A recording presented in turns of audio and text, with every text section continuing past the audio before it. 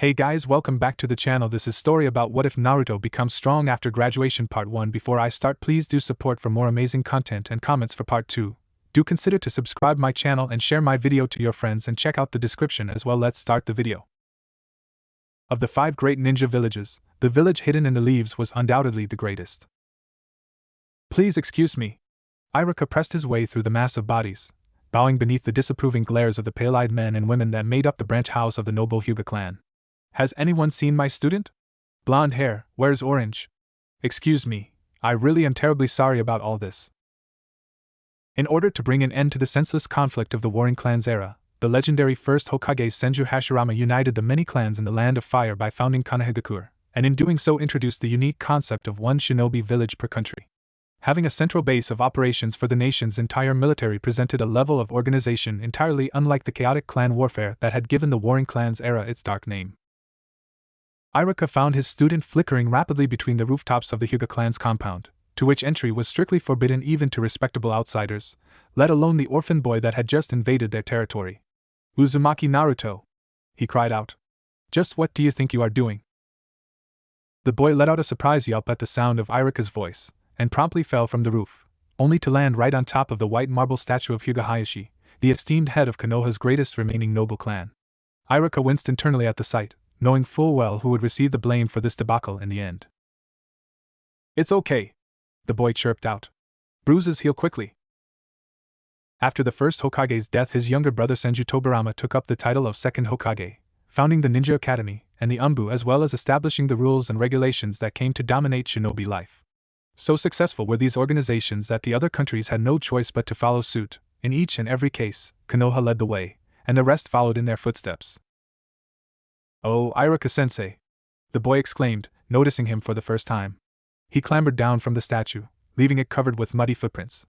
I was just gonna figure out how the body flicker technique worked, but then I kept going to see how many times I could cast it in a row, and I was just starting to run out of chakra when suddenly all these people started yelling at me and chasing after me, like it's my fault these buildings all look the same from above.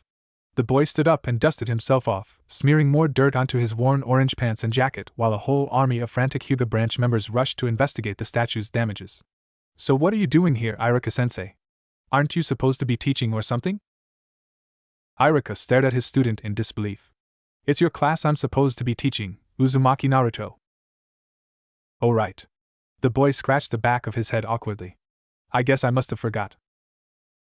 Of course, no great nation is without its enemies, and so it has been for Konoha. 3 times the Land of Fire was embroiled in a ninja world war, when the jealous countries of stone, sand, mist, and lightning sought to encroach upon Konoha's territory. However, Konoha's shinobi fought back valiantly, and under the leadership of its heroic Hokages they emerged triumphant every time. Yet after not even 3 years of hard-fought peace, the unsuspecting village was once again faced with an enemy, one more terrible than all those that had come before. For in the village there had appeared a mighty demon fox, a monstrous mass of pure chakra and malevolence that lashed out at all living things without reason or purpose, and its size was so great that its shadow cast all of Konoha into darkness. One swing of its 9 tails was enough to crumble mountains or cause tsunamis to rise up from the oceans. In order to fight. Excuse me, Iruka-sensei? A familiar student in the back row of the class was holding up his right hand to indicate a question, though since he continued speaking right away he seemed to have missed the intended purpose of the gesture. If the Kyuubi was so big it could destroy mountains and stuff with its tails, and it was inside Konoha for almost an hour, how come the village is still here? The village survived, Iruka explained irritably, because of the actions of the 4th Hokage, who nobly sacrificed himself in order to defeat the rampaging beast.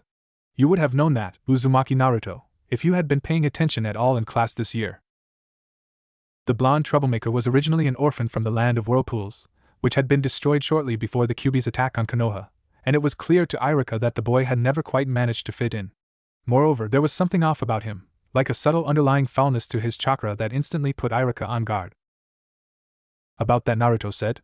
Did he really defeat the Kyuubi all by himself? I mean, he had a whole army with him. Is it possible that some of the other ninja maybe helped him a little bit?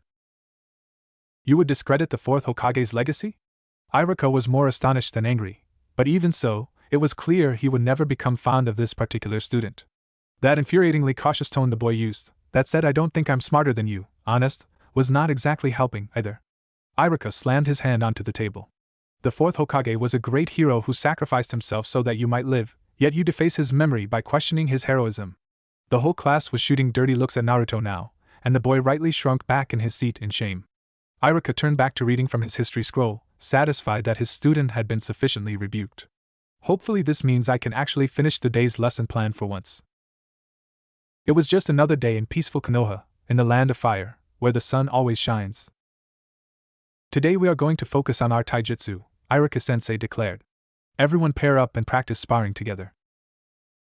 The ordinary-looking man, Naruto, would have trouble distinguishing him from any other black and green-clad Chunin-rank shinobi if not for the horizontal scar running across his face, read from his lesson plan as he spoke.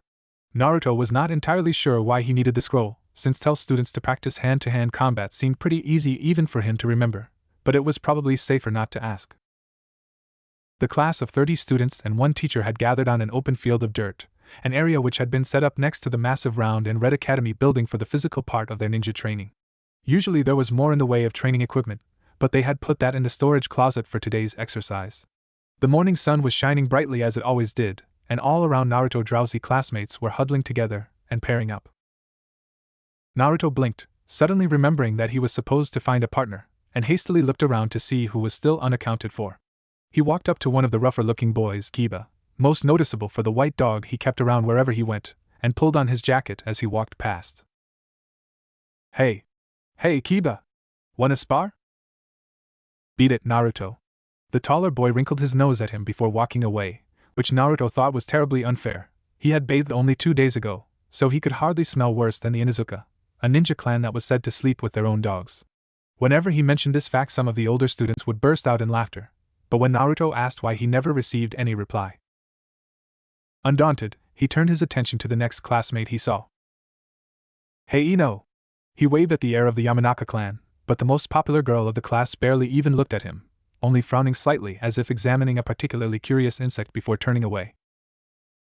Thinking of insects, Naruto looked toward Shino, but the insect-controlling Aburame clan member was already teaming up with Kiba.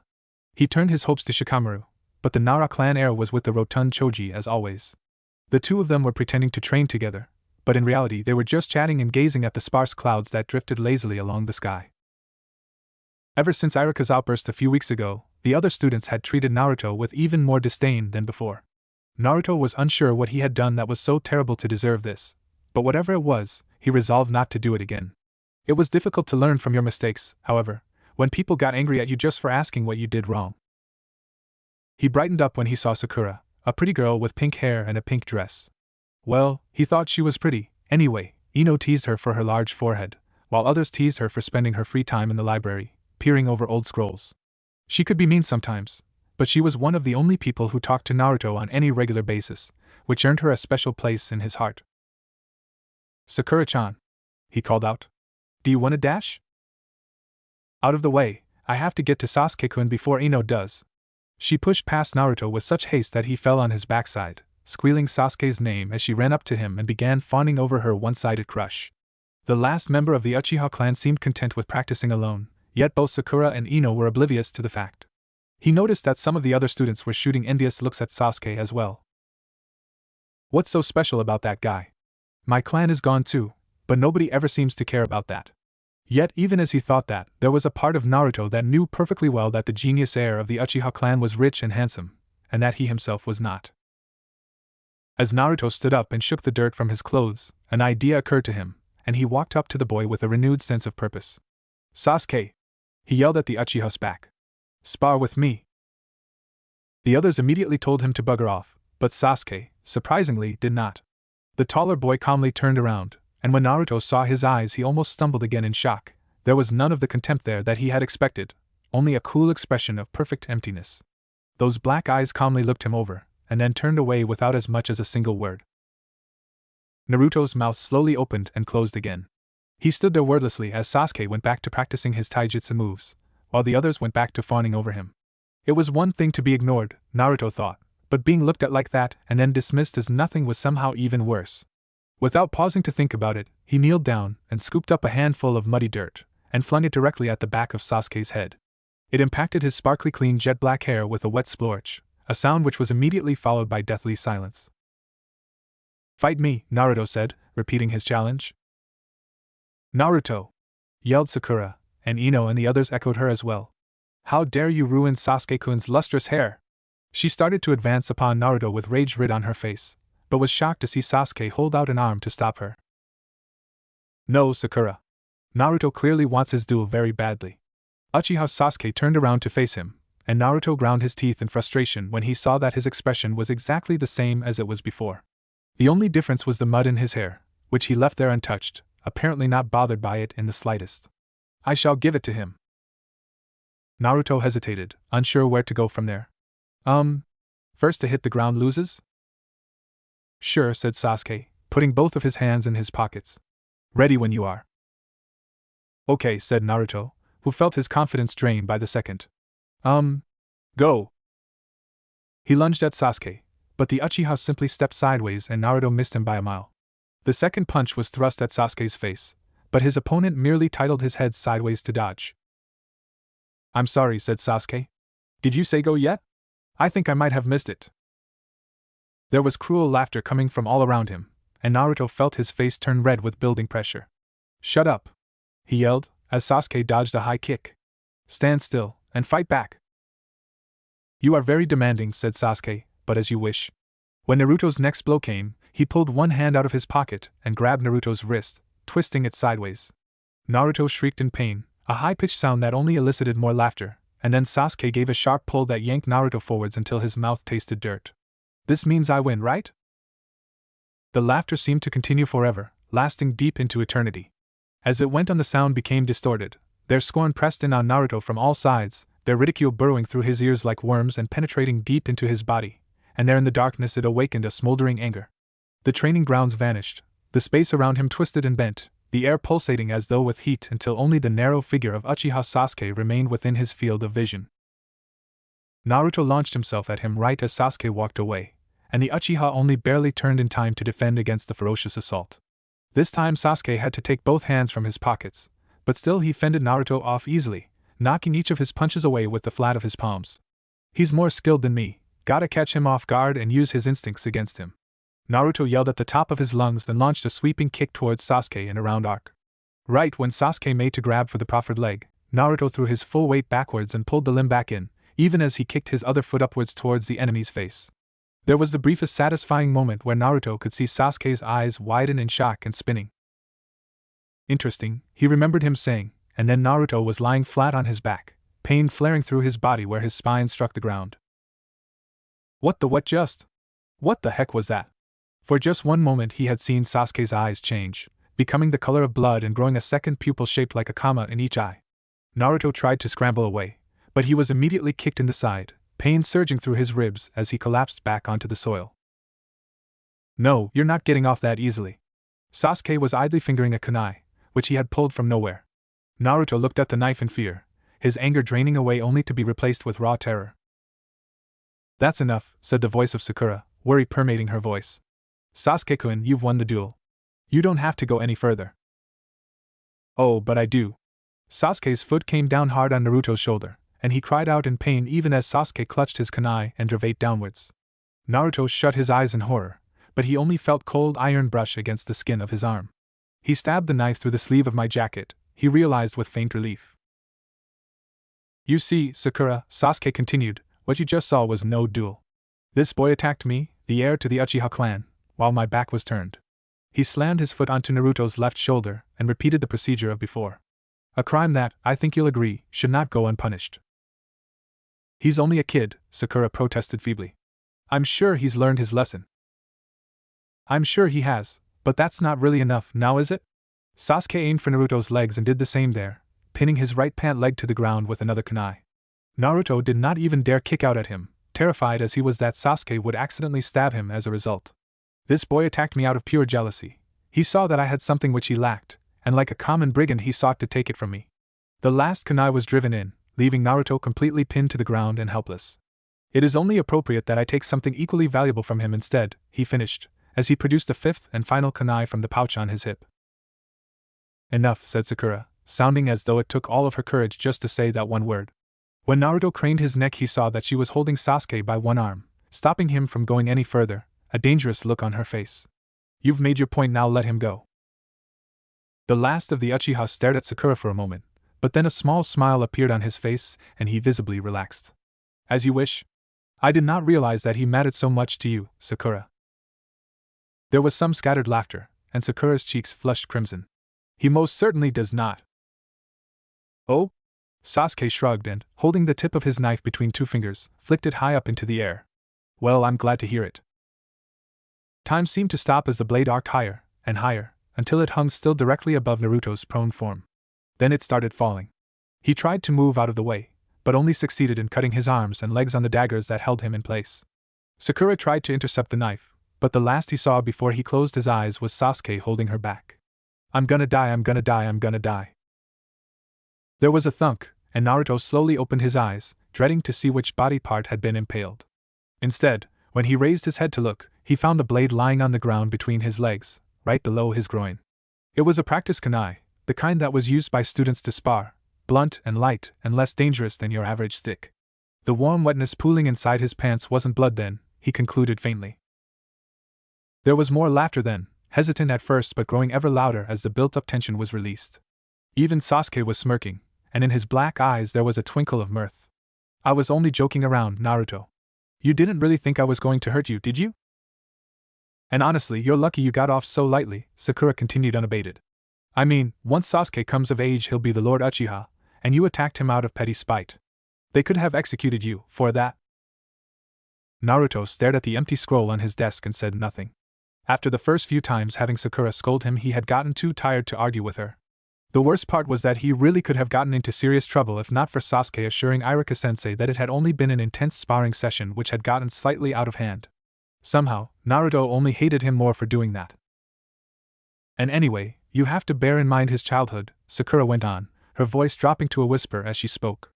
Anybody would have been affected by what happened to him and to his entire clan. Naruto glumly looked at the back of the Uchiha heir, who was sitting next to Ino today, much to Sakura's chagrin.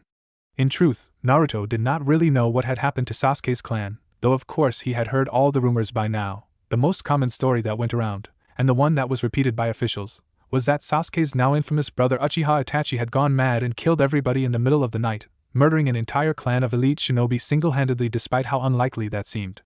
Then there were those who claimed it had been the ghost of Uchiha Madara, returned from the grave to punish his clan for turning their backs on him.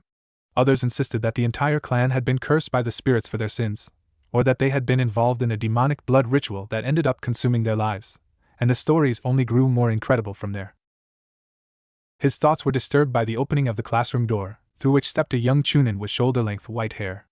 The man softly closed the door behind him and walked up to the teacher's desk, looking for all the world like he belonged there.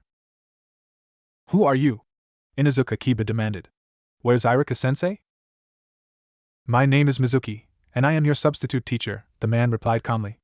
I'm afraid Iruka-sensei has taken some well-deserved time off. It seems he has been working very hard lately, and teaching this class has been quite stressful to him.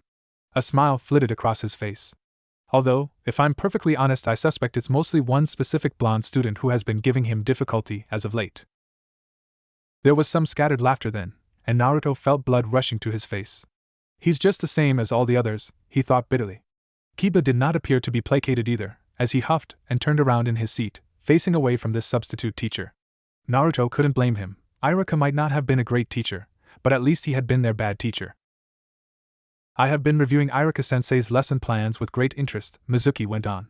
I believe I see room for changes to better fit my personal approach to teaching. From now on, I intend to adjust the lessons to your individual abilities, letting go of the more conventional approach in order to. So I was thinking of going out to the Yakiniku tonight, Kiba proclaimed loudly. I hear their salted beef tongue hits the spot, but anything with red meat will do. Ain't that right, Akamaru? His white canine yapped happily in response. The teacher paused, looking at Kiba as though waiting for him to stop talking to his dog. Naruto winced internally. The Inuzuka were said to be half-feral themselves. They tended to act on instinct, and challenging the alpha was both first and second nature to them. If this new teacher did not prove himself somehow, there would not be much done in the way of teaching before the final academy exams arrived. The man cleared his throat. I'm sorry, but I really cannot allow any discussion in the classroom while I teach. A single remark may seem harmless enough, but each comment invites further discussion from the others until the entire class becomes disrupted as a result. I trust you understand. Yeah, sure, whatever. Kiba waved his hand in a vague gesture that might have been anything from a polite greeting to a mortal insult. The white-haired man was apparently satisfied with this response, because he turned back to the class and continued his lecture from where he left off. Not even 10 seconds later, Kiba started talking again, louder than before. The Inuzuka were not a clan particularly given to subtlety, Naruto reflected. The entire class was watching the new teacher now, waiting with bated breath to see how he would react. Mizuki's face twitched, and Naruto knew what was coming next. Any second now the teacher would blow up, screaming in frustration just like Irika-sensei always did when he lost control of the class. But instead Mizuki visibly relaxed, and calmly walked up to where Kiba sat. "I am truly very sorry," he said, his voice now dripping with honey. "I realize this is my fault.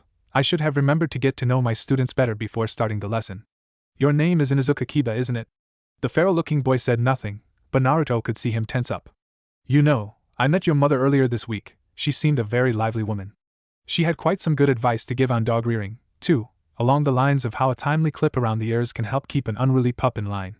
Laughter rose up around the classroom as Kiba sputtered something inaudible, and his face turned a dark shade of red, but the teacher was not done yet. "Then she invited me into her room for a late-night drink, but I had to politely refuse, since I'm allergic and I was worried I'd get a nasty rash." There was a moment of silence as those words sank in, and then the entire room exploded into raucous laughter. Kiba meanwhile was turning purple, and Naruto half expected him to leap out of his seat and attack the teacher then and there, but to his amazement Kiba sat back down and gave the white-haired man a look of almost grudging respect. Mizuki waited patiently for the laughter to die down, but when it became clear that was not going to happen, he picked up a glass of water from his desk and threw it down onto the floor. Shards of glass flew in every direction, and the class hurriedly ducked behind their desks, instantly falling silent with shock. The teacher coughed politely, as though that was all it had taken to get their attention. "I realize it's easy to underestimate the gap in knowledge between what is assumed and what is actually known, but I would hope that a class of ninjas is at least familiar with the basic concept of subterfuge. There are more places to hide than in the shadows. The most powerful sensing techniques may be foiled by suppressing your chakra and dressing like a common servant, and some of the greatest assassinations performed in the history of the Leaf might as well have been executed by a mere civilian." There was a pause as his gaze went over the speechless class. "In short, if you wish to be strong, you must be able to pretend to weakness, and you need to be able to recognize this quality in others as well. If I am forced to be your teacher, I will make sure you learn at least that much." The entire class was hanging on his lips now, and what followed was the most intense classroom lecture Naruto had ever experienced. In truth, what Mizuki discussed was not all that different from Irika's usual material, and many of the things he said were things Naruto already knew. But when Mizuki-sensei spoke, it was as though everything he said had meaning. Instead of reading from a book, he seemed to choose every word with a specific intention and purpose, and every single student sat upright in their seats and listened. And so it was that when the lecture ended, Naruto was still there after all the other students had left, standing alone before the teacher's unadorned wooden desk. The man smiled congenially at him. "Naruto, was it? What can I do for you?" Naruto scratched the back of his head. "I just want to ask that thing you did, making fun of Kiba to get everyone's attention. How did you know that was gonna work?" "It's just a matter of instinct." The man shrugged. "I knew Kiba was the biggest troublemaker, so by making an example of him I could get the rest to fall in line." "Right," said Naruto, nodding along. "Only I tried to imagine someone like Irika-sensei doing the same, and I just can't see it working for him. Like, he always yelled and threatened to punish us a lot, but then he'd turn around and everyone would just go back to doing what they wanted. So how come it works when you do it?" "Oh, so you want to know my secret, eh?" Naruto nodded eagerly, and the man leaned forward to whisper in his ear. "It's intent. You see, people can usually tell when you're bluffing, so the trick to get them to listen to you is simple: never bluff. Always make sure that you have a backup plan, and never hesitate to carry it out if you have to." Naruto frowned. "But then what would you have done if Kiba had just ignored you?" Well, I suppose in that case I would have had to throw Kiba out of the window." Naruto recoiled, and the man chuckled at his shocked reaction. "Oh, don't act so alarmed. Ninja are not that fragile, and even if he had gotten hurt, the Inuzuka would not have made a big deal out of it. They handle their own disputes in much the same way, after all. In fact, Kiba would probably have respected me more for it." But wouldn't that have gotten you in trouble with the other teachers? And, everybody else?" The corners of Mizuki's lips twitched. "Oh, probably. Most likely, yes, they would have talked ill of me behind my back and tried to have me dismissed. But I've already acquired a certain reputation, and the alternative would have been a very unpleasant school year where you don't actually learn anything. I find that people are often far more troubled by a small immediate loss than long-term failure, while the opposite should be the case. Mizuki paused for a moment, as if considering something. Then, he smiled conspiratorially. Listen, Naruto-kun. I can tell you a story to help explain what I mean, if you like, but you have to promise to keep it a secret. Can you do that for me? Naruto nodded. I promise. The man leaned back in his seat, his gray eyes glistening over in remembrance. Many years ago, before I became a teacher, I was sent on a mission along with an old friend of mine and another Konoha shinobi. We had to deliver very sensitive information to a certain location, and I was told that the task was of vital importance. I can't give you the details, but suffice to say that the enemy got wind of it and they ambushed us. Since our mission was to deliver the information no matter what, we decided to make a break for it. At first it seemed that we'd get away, but at the last moment a shuriken struck our new team member in the leg and he collapsed. I told my friend that we had to keep going to fulfill our mission, but he insisted on carrying him while we ran. How well do you think that worked out, Naruto-kun? Naruto considered this. Ninjas were very strong and fast while flaring their chakra, but it seemed unlikely that they could keep that up for very long. Not well? Not well indeed.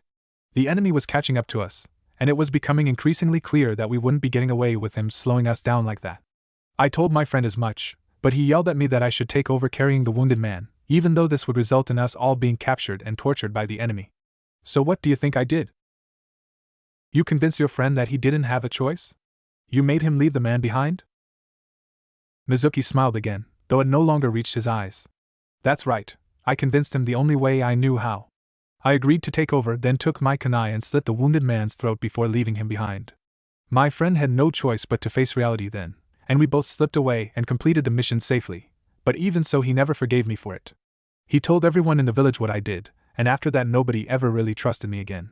I saved my friend, I completed the mission, and all I had to give up for it was a man who was already dead, but even though I followed the shinobi rules and did exactly what I was supposed to, everyone acted like it was my fault he died. As if the fact that I was the one holding the kunai made me responsible for his death, while my friend was innocent simply because he refused to accept responsibility. Afterwards, nobody trusted me on their team again, and it took me years to even get this teacher's position. Does that seem fair to you, Naruto?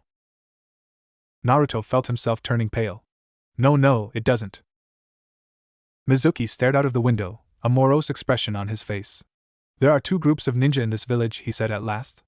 The first likes to act nice and speaks of lofty ideals like the will of fire, but they never assume responsibility for the consequences of their actions. The second group has a certain quality that lets them handle the unpleasant tasks that the others don't want to be associated with, a quality known as darkness, and they do this even though they know they will always be hated for it.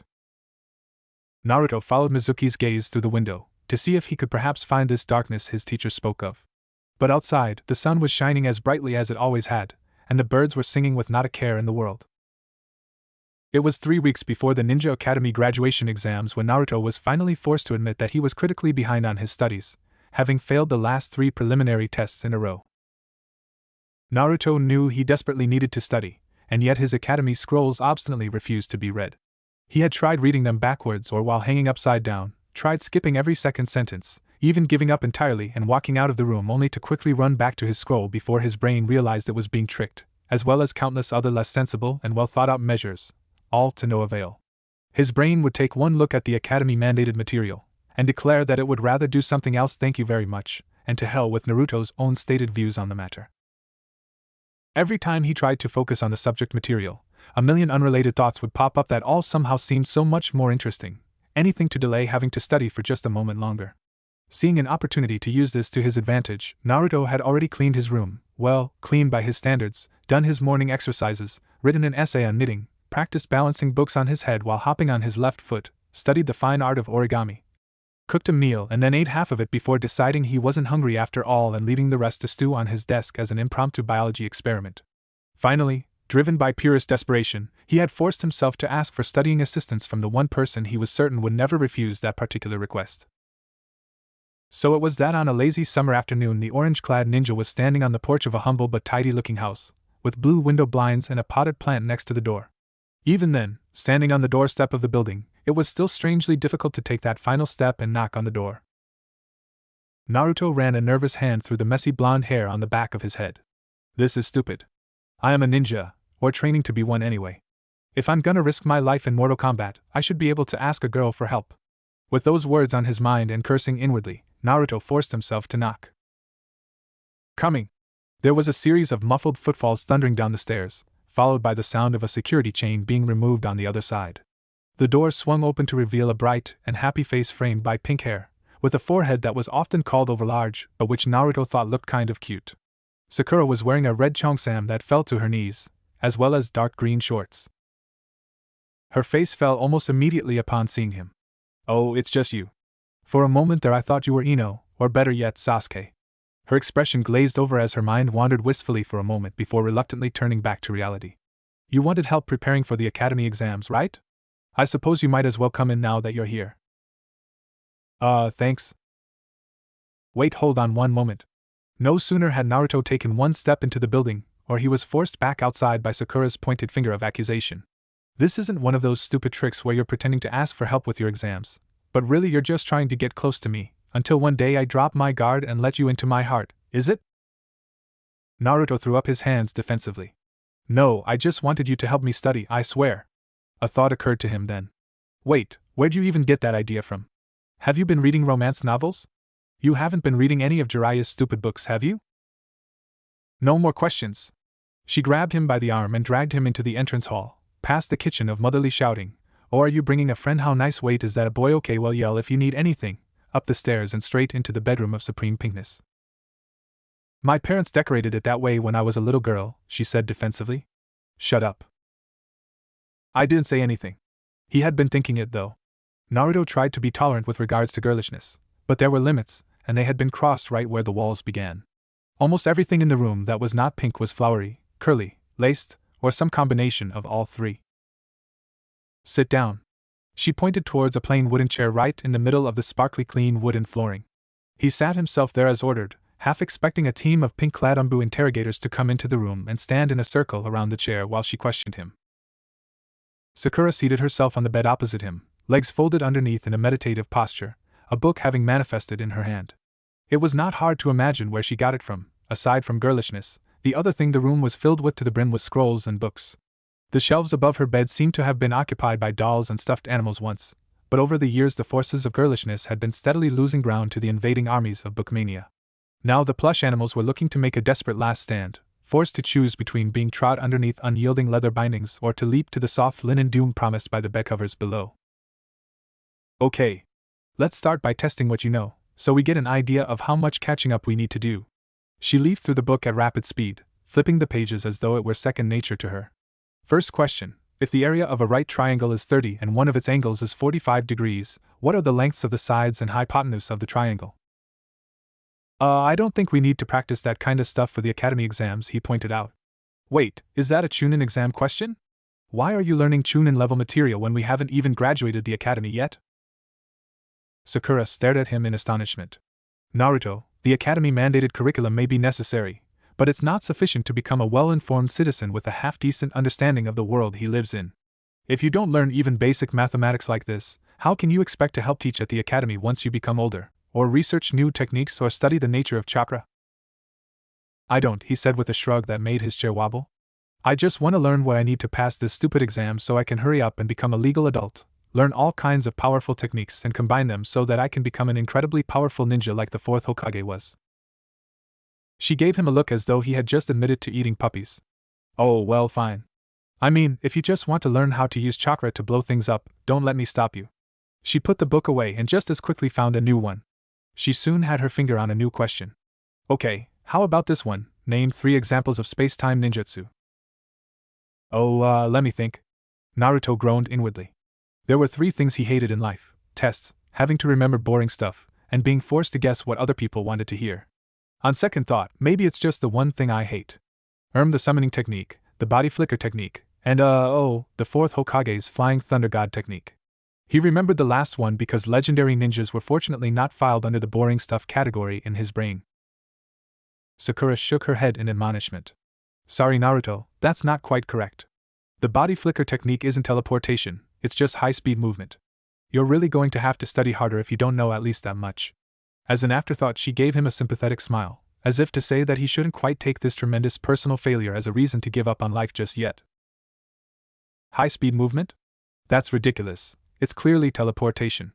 The user casts a technique, disappears, and then reappears somewhere else not a second later. That's teleportation, right there. You're the one that's being ridiculous, Sakura said with a huff. She jabbed her finger at the passage once more. It says right here that it's high-speed movement. Do you think you know better than the ninja who wrote this book? With your failing grades? Naruto crossed his arms, his shyness forgotten in the heat of the much more important quest of being right about things. Well, yeah. It's not like elite ninja who actually go out and use those techniques wrote it. It was probably some stuffy academic who couldn't care less. Besides, if the stupid book can't even tell the difference between teleportation and high-speed movement, why should I care what it says? That's circular logic, Sakura said with a raised eyebrow. Okay, look at it this way. If the body flicker technique is teleportation, why can't you use it to teleport through walls? Well, I mean, Naruto frowned. Maybe it's teleportation that requires line of sight? Ha! Teleportation that requires line of sight. Even though you can still do it with your eyes closed, and you can't use it to teleport into the air. How is that different from high-speed movement, exactly? Naruto hesitated. Well, if it's high-speed movement, where does all the energy go? I mean, if you're moving faster than sound, shouldn't there be a huge explosion when you suddenly stop or something? Sakura's mouth worked silently, and Naruto realized he had finally said something she had no quick answer to. She started skimming through the chapter of the book once more, then checked the back of the book, then pulled out another book and skimmed through that as well, all in less than a minute. It doesn't say, she said finally, as if she couldn't quite believe the words coming out of her mouth. They probably just give a simplified explanation in the academy books because they think we're not smart enough to understand how it really works. Maybe the real explanation is in one of the secret scrolls that only Jonin have access to. But my parents are only genin, so I have no way to get access to one of those. But my godfather is one of the legendary Sannin, and he would definitely have access, Naruto supplied with a wide grin. So if we work together, we could find out the answer and get stronger in the process. Exactly. She leaned forward eagerly. If you could just borrow one of those scrolls from him, then I'll. Sakura was interrupted when the door to the room opened, and a blonde woman wearing a white cheongsam appeared in the doorway. In her hands she carried a large flowery plate filled to the brim with foodstuffs. Knock knock. I figured you two must be hungry, so I made lunch. I also got you those syrup-coated dumplings you like so much, Sakura honey, and those dried plums you always. Sakura rushed to the door and grabbed the plate from her mother's hand before she could come in any further, her swift and precise movements betraying the skill she had developed for managing this particular type of crisis. Thanks, Mom, we're going to eat this now. Bye, Mom. Okay, sweetie. I'll give the two of you some time alone together. Let me know if you need anything. Sakura's mother looked over her shoulder with a benign smile even as she was pushed out the door by her daughter. So is that your new boyfriend? Whatever happened to that noble Uchiha boy? This one looks kind of cute too, in a dopey sort of way. Out. The moment Sakura managed to shove her mother out the room, she propped her back against the door, as if she were afraid her mother would come back to hound her again the moment she let down her guard. Ugh. I swear, parents can be so annoying. Sometimes I wish I were an orphan, and I could just take care of myself and make my own decisions without her hands went to her mouth as she remembered who she was talking to. Oh no, I'm sorry Naruto, I didn't mean. That's okay. Naruto observed that his toenails needed clipping. The way his toes stuck out of his ninja sandals left their hooked and jagged edges clearly visible. So, what about the exam preparation? Right. Exams, she said with visible relief. A second later, her eyes widened in realization, and she was panicking again.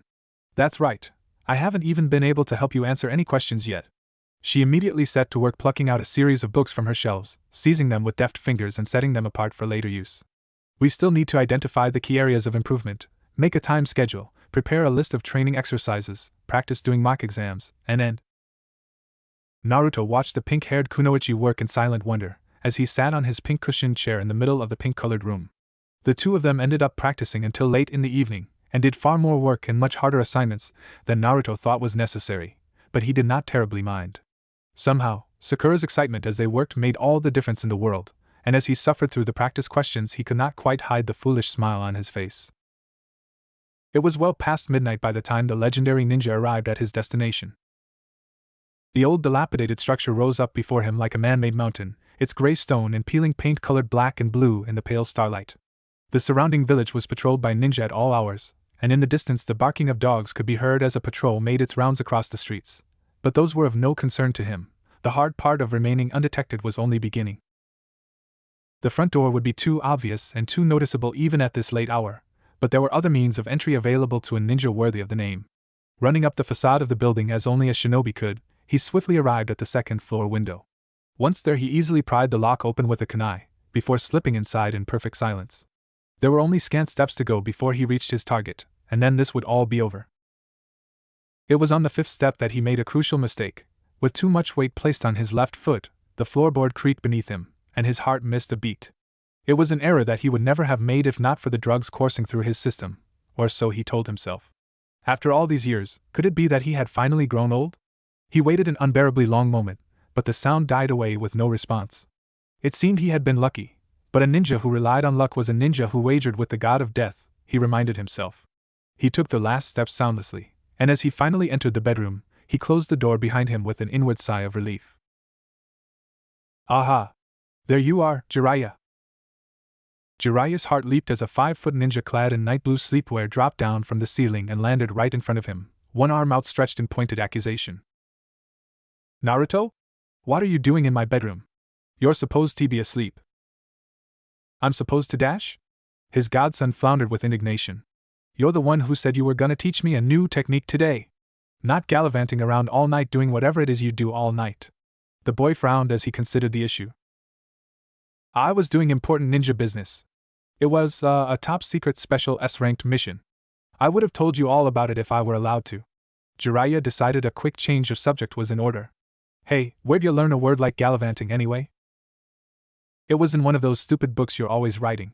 Naruto stepped towards the nearest bookshelf and took out Adventures of a Gallant Ninja, the mysterious Kunoichi of Roichi Cave, Part 15 of Jiraiya's famous Make-Out Tactics series. See, it's right here, Naruto said, as he flipped through the book and reached the relevant section. The legendary gallivanting ninja strode into the smoky, dimly lit room, his breath and his audacious actions reeking of alcohol both. No more games, he growled in the same rough voice that had stolen the hearts of half the Kunoichi in the Land of Fire. In reply, her thick ample bosom pressed up against him, warm and inviting. Oh, but I do so like to play, she said huskily, as her hand reached down and gripped his. Give me that! Jiraiya snatched the book from the boy's hands in a lightning-swift movement. You're far too young to be reading that sort of thing, though now that you did read it, I suppose you might as well tell me about it. He flashed a wide grin. So what did you think? Pretty good, no?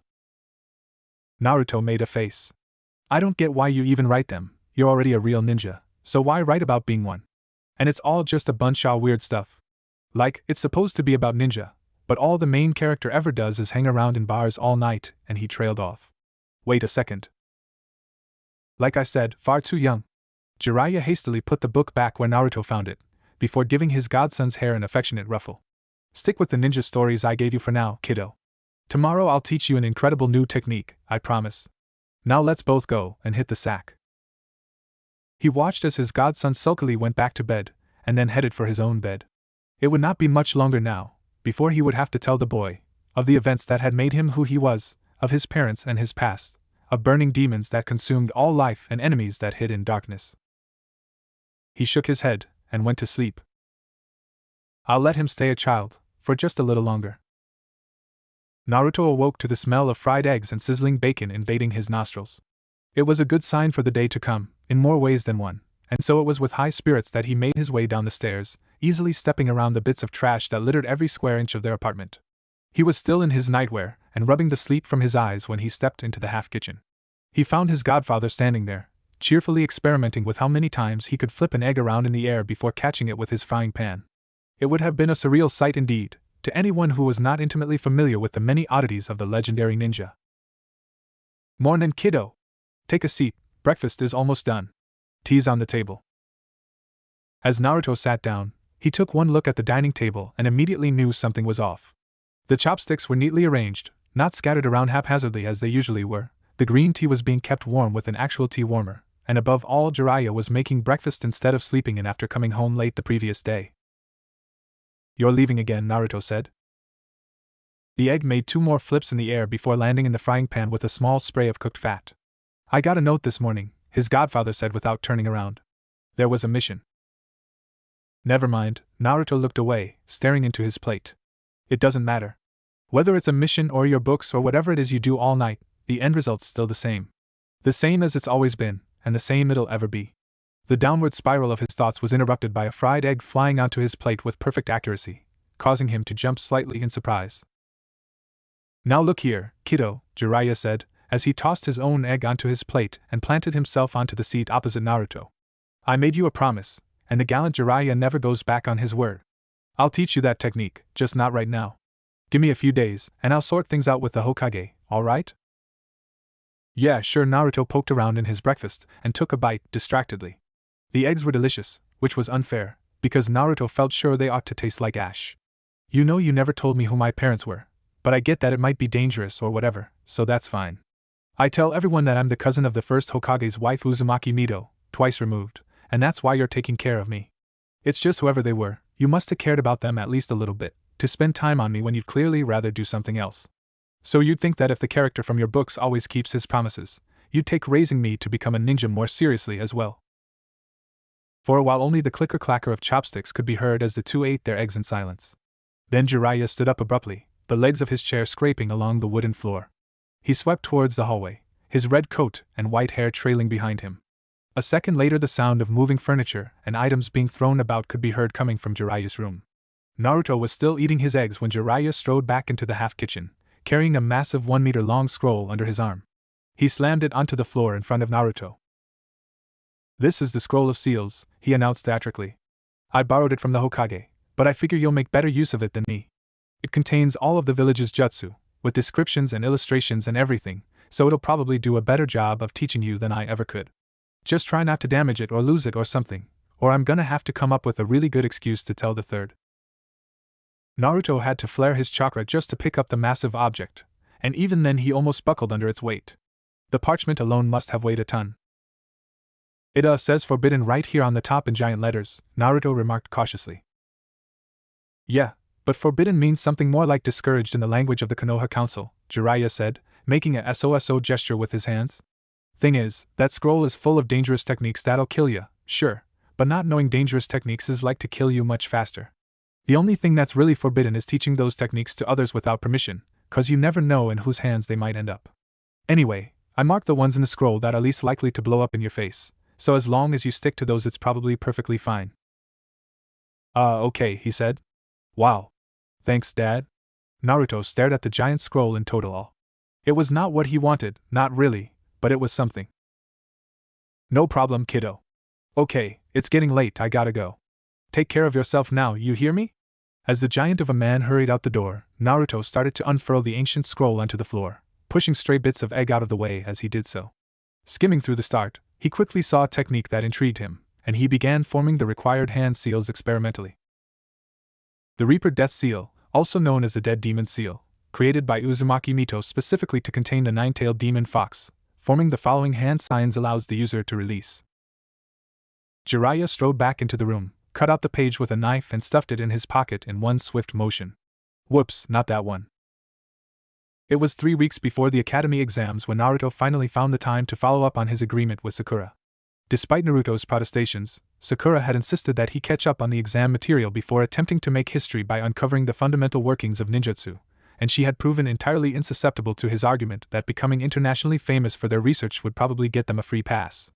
Naruto made his way to their meeting point humming as he went, excited for possibly the first time in his life at the prospect of spending the day in the library. The Konoha Public Library was a massive building with white marble pillars and wide open doors. It was not entirely clear to Naruto why it was so massive, however, as most ninjas avoided its dusty book-lined corridors like they avoided death by chakra exhaustion. After a brief search under the watchful eyes of the library staff, he found his partner in a quiet corner of the library, sitting cross-legged on a cushion in the middle of the floor, surrounded by a semicircle of neatly piled books and scrolls like a makeshift fort. "Hey, Sakura-chan!" he called out as he approached her. She immediately motioned for him to quiet down, which Naruto thought was unfair, given that he had already lowered his volume to 1/10 his usual level. "We can figure out how the body flicker technique really works," he continued excitedly, as he planted the giant scroll at Sakura's feet. "See, Jiraiya gave me this scroll that describes all the ninjutsu in the village, so now we can research the technique and set up tests and what?" "There's no point, Naruto." She shook her head despondently. "I only realized it once the excitement wore off, but the body flicker technique is one of the most basic academy techniques, taught to anyone who wants to become a genin. There's no point in testing something that's already been done a million times before, Because we already know exactly how it works. The user casts the technique using hand signs and chakra, and it speeds up his movements so that he can cross a short distance in the time it takes to blink. That's all there is to it. Naruto looked at her blankly. But that doesn't explain anything at all. You're just describing how it works, not why it works that way. We still don't know if it's a space-time technique or not. There's no difference between asking how something works and why it works, she explained tiredly. There were bags under her eyes that she had not quite managed to cover up, the product of her researching advanced material and preparing for the exams at the same time. If you know how every piece of a clock functions, you also know why it works, and if that doesn't feel intuitive, that's only because we're used to looking at things in terms of what use they have for us. You can argue all day whether the body flicker technique should be called a space-time technique or not, but that's just how we describe it.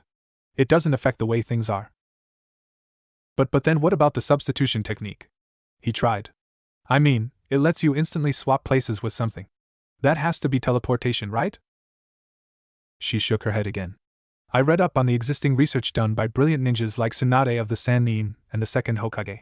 One of the things they discovered was that the more elements you add to an explanation, the less likely it is to be true, because you have to multiply the chances together, and they're all less than 1. She reached into a pile beside her and extended the relevant scroll to Naruto.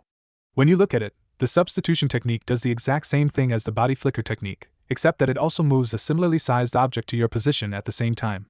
So even without looking it up, I can guess that the substitution technique just casts the body flicker technique twice, once for you and once for an object that you coded with your chakra. Then it leaves an afterimage of your body behind in the same way as the transformation technique. There's no mystery to it. Naruto frowned as he accepted the scroll, staring at it as though it were singularly responsible for all his problems in life. Even without opening it, he somehow knew that it would confirm precisely what Sakura had just told him. But that can't be true for everything, he protested. There's tons of ninja techniques that are really complicated, and I don't think there's a simple explanation for any of it. Like, the most powerful water technique looks like a dragon made of water. Why a dragon? And why are the 5 basic elements things like fire or air or lightning? Why not iron or something? It makes no sense. She hesitated. Maybe it's because of the mental component to techniques, like how you need to imagine what you want to look like when casting the transformation technique, and we think of dragons as being really strong, so the most powerful techniques end up looking like that. She raised her hands to ward off Naruto's objections. I don't know, I'm only guessing. But I do know that you don't explain something by making it even more complicated. Like, we know vision works by light reflecting of things before reaching our eyes, so physical illusions like the transformation or clone technique must work by reflecting light as well. That's what's meant by the word law. You just describe in the shortest possible way how the universe already seems to behave. You don't add anything on top. Oh, Naruto slowly felt himself deflating. He had woken up with such high hopes for the day. They were going to do research and discover the true nature of ninjutsu, and they would become amazingly powerful and famous, and everyone would respect them for it, but somehow things never seemed to work out the way they were supposed to. Hold on, he said. How does chakra work anyway? Could we do the same thing as with light, and come up with rules to describe how chakra behaves? Maybe. Hold on, I've read about this. She got onto her knees and started searching through her pile. Her hand drifted over a particularly moldy series of scrolls, and then lashed out like a striking serpent. Here we go. Shortly after founding Konoha's academy, Senju Tobirama proposed 3 universal laws of chakra. The first law, on the conservation of chakra, states that chakra can neither be created nor destroyed, only transformed into energy of a different nature. The second law says that chakra can only affect something if it's in physical contact with it. The third law states that no chakra of 2 different natures may occupy the same location within space and time. She frowned. The rest is just basic academy material. You create chakra within your body by combining physical and mental energy. All living creatures have at least some chakra, and you die if you ever run out, and so on, but it doesn't say how they know this, or what any of it means. Naruto rubbed his hands, grinning widely. Well, there's only one thing to it. We're just gonna have to do our own research and find out for ourselves. And it just so happens I got a scroll from Jiraiya that describes all the ninjutsu in the village, and he's been teaching me a technique that I think could tell us a lot about chakra if we can just figure out how it works. He made to form the seals for the technique, but stopped when Sakura grasped his arm. You can't do your research in here, she said, scandalized. This is a library. It's time for sparring practice. Everyone, please team up and find yourself a partner. Only 2 weeks to go before the final academy exams, and it was the first time Mizuki-sensei told them to just start practicing without any further specifications, though unlike Iruka-sensei he at least did not need to read from a scroll to do it. Naruto furtively looked around the training ground, fearing a repeat of the last time this happened, when Uchiha Sasuke humiliated him in front of everybody. It would be so much more efficient if he could just spend his time on researching chakra, or practicing the shadow clone technique, instead of learning to punch people. He had read through the other techniques in the scroll as well, to see if his time might be better spent learning something else, but the shadow clone technique was just so good. It created a perfect copy of you, not just a convincing illusion, but an actual second body that was just as bright as you, as well as copying anything you carried that was coated with your chakra. Sure, they disappeared when either they or the caster so much as scratched their noses, but when that happened all their unspent chakra was redistributed to the original and the rest along with their memories, and Naruto had enough chakra that even the steep casting cost and chakra drain presented no great problem. You could use them to scout, or to cast techniques, or create distractions or read books or cook food or clean your room or… No, focus. I gotta find a partner. Sakura is with Sasuke, Kiba is with Shino, I can't see Ino anywhere. Naruto-kun. Naruto turned around to find Mizuki-sensei standing behind him, placing a hand on his shoulder and smiling congenially. I believe Hinata-sama does not yet have a partner, and I think you two would be a good match. Why don't you go and spar with her? Naruto almost asked who he was talking about, but then he remembered that he did in fact have a person in his class with that name, though the black-haired pale-skinned Hyuga girl had a habit of vanishing into the background. He found his designated partner at the very edge of the training ground, in front of a line of trees bearing wooden targets at the furthest possible distance from the rest of the class, as though it were her intention to be forgotten. He could not help but stare at her. She was throwing shuriken with the most awkward form Naruto had ever seen. She would shift her feet, look at them intently as if trying to get their positions just right, carefully tilt her throwing arm back, and then finally launch the shuriken in absolutely any direction other than the intended target. Every time she missed she would bite her lip and glance around furtively, as if to check whether anyone saw her fail. Then she would try again, each time more hesitantly than the last. Despite her constant glancing around, somehow she still managed to miss Naruto sauntering up to her, and she let out a small surprised yelp when he greeted her. Hey, Hinata-chan. What ya doing? And Naruto-kun. I'm practicing my S-shuriken jutsu. I'm afraid I'm not very good at it. She stared at her feet in a way that made Naruto feel like she was waiting for him to confirm or deny it. Naruto did not want to be mean, but at the same time he couldn't honestly claim she was doing well. You know we're not doing shuriken practice, right? He said instead. Mizuki-sensei told us to spar together. Oh, did he really? I prefer throwing shuriken, though I think maybe it would be better if I kept doing this instead. She ducked her head as she said it, as if contradicting a teacher was an unforgivable sin even if he was not there to hear it. Naruto was aghast. If her taijutsu was worse than her shuriken jutsu, then his mind drew a blank. He could not imagine what that would even look like. Hey, you're from that elite Hyuga clan, right? He said cheeringly. Don't you guys all have this amazing bloodline that gives you perfect telescopic vision in all directions? I bet if you use your eye technique you'll be able to hit the target for sure. But instead of cheering up as he had hoped, she only shrank back further. Or not. Yeah, maybe using the Byakugan would be unfair to the others. Good thinking, Hinata-chan. I mean, if the others were doing shuriken practice and not sparring, he finished lamely. It was quiet for a moment, only the constant din of the other students' distant kicks and punches filling the silence as Naruto waited for his partner to muster the courage to speak. Hyuga Hayashi-sama says that his heir shouldn't need the Byakugan to hit a target, she whispered at last. He says that if I'm going to fail regardless, I shouldn't sully the Hyuga name by using the Byakugan to do it. Naruto opened his mouth to reply, closed it, and then opened it again when the implications of the words Hinata-sama and heir finally dawned on him. You're Lord Hayashi's daughter? She nodded almost imperceptibly. Oh wow. I think I kinda dragged mud all over your dad's face a while back. Well, I mean it was his statue, but now that you've said that I'm kinda wishing it had really been him instead. A small eep sound escaped from her lips, but it was hard to tell if it was suppressed mirth or embarrassment. Either way, she was blushing furiously. Well, okay then, he said after a while. If that jerk's gonna be like that, we're just gonna have to show him, right Hinata-chan? Hinata-sama-chan? She blinked. What I mean to say is, we'll just have to train until you're the best shuriken thrower that's ever been. Then your dad will have no choice but to acknowledge you. He trailed off when he saw her pained expression, and he felt a strange sense of familiarity at the sight. Or maybe you've been trying to do that your whole life and you only seem to be getting worse? She shrank back further than Naruto would have thought possible. And I guess everybody else keeps telling you that you can succeed if you just try hard enough, and you don't want to disappoint them, so you say you'll do your best. A tiny, mewling sound escaped from her lips. It was a strange experience, but also somehow vaguely reassuring, to meet someone who had it worse than him. So what do I do? All ordinary attempts to help her failed, and all the best tutors in the Hyuga clan only ever made it worse, which means I gotta be clever about this. He turned to the wooden shuriken target, which really seemed like it should have been struck at least once through sheer chance alone. Then he looked at her feet, the position of which she had paid such painstaking attention to just moments ago. Okay then, he said at last. Throw a shuriken. She looked at him in confusion, but did as she was bid. Her posture was just as rigid as it had been the last time, and the projectile went wide off the mark. She looked at him and flinched, as though expecting him to berate her. Keep going, he said. But throw them faster. She threw another, missing once more. Again. Faster, faster. Her form slipped, and then started to disappear entirely as she ratcheted up the pace. Now switch targets. Hit that one. Miss on purpose. Aim to the left. Now turn around. She nearly fell over in her haste to comply. There's an enemy hiding in the bushes, take him out. Now scare that squirrel. Badger that bush.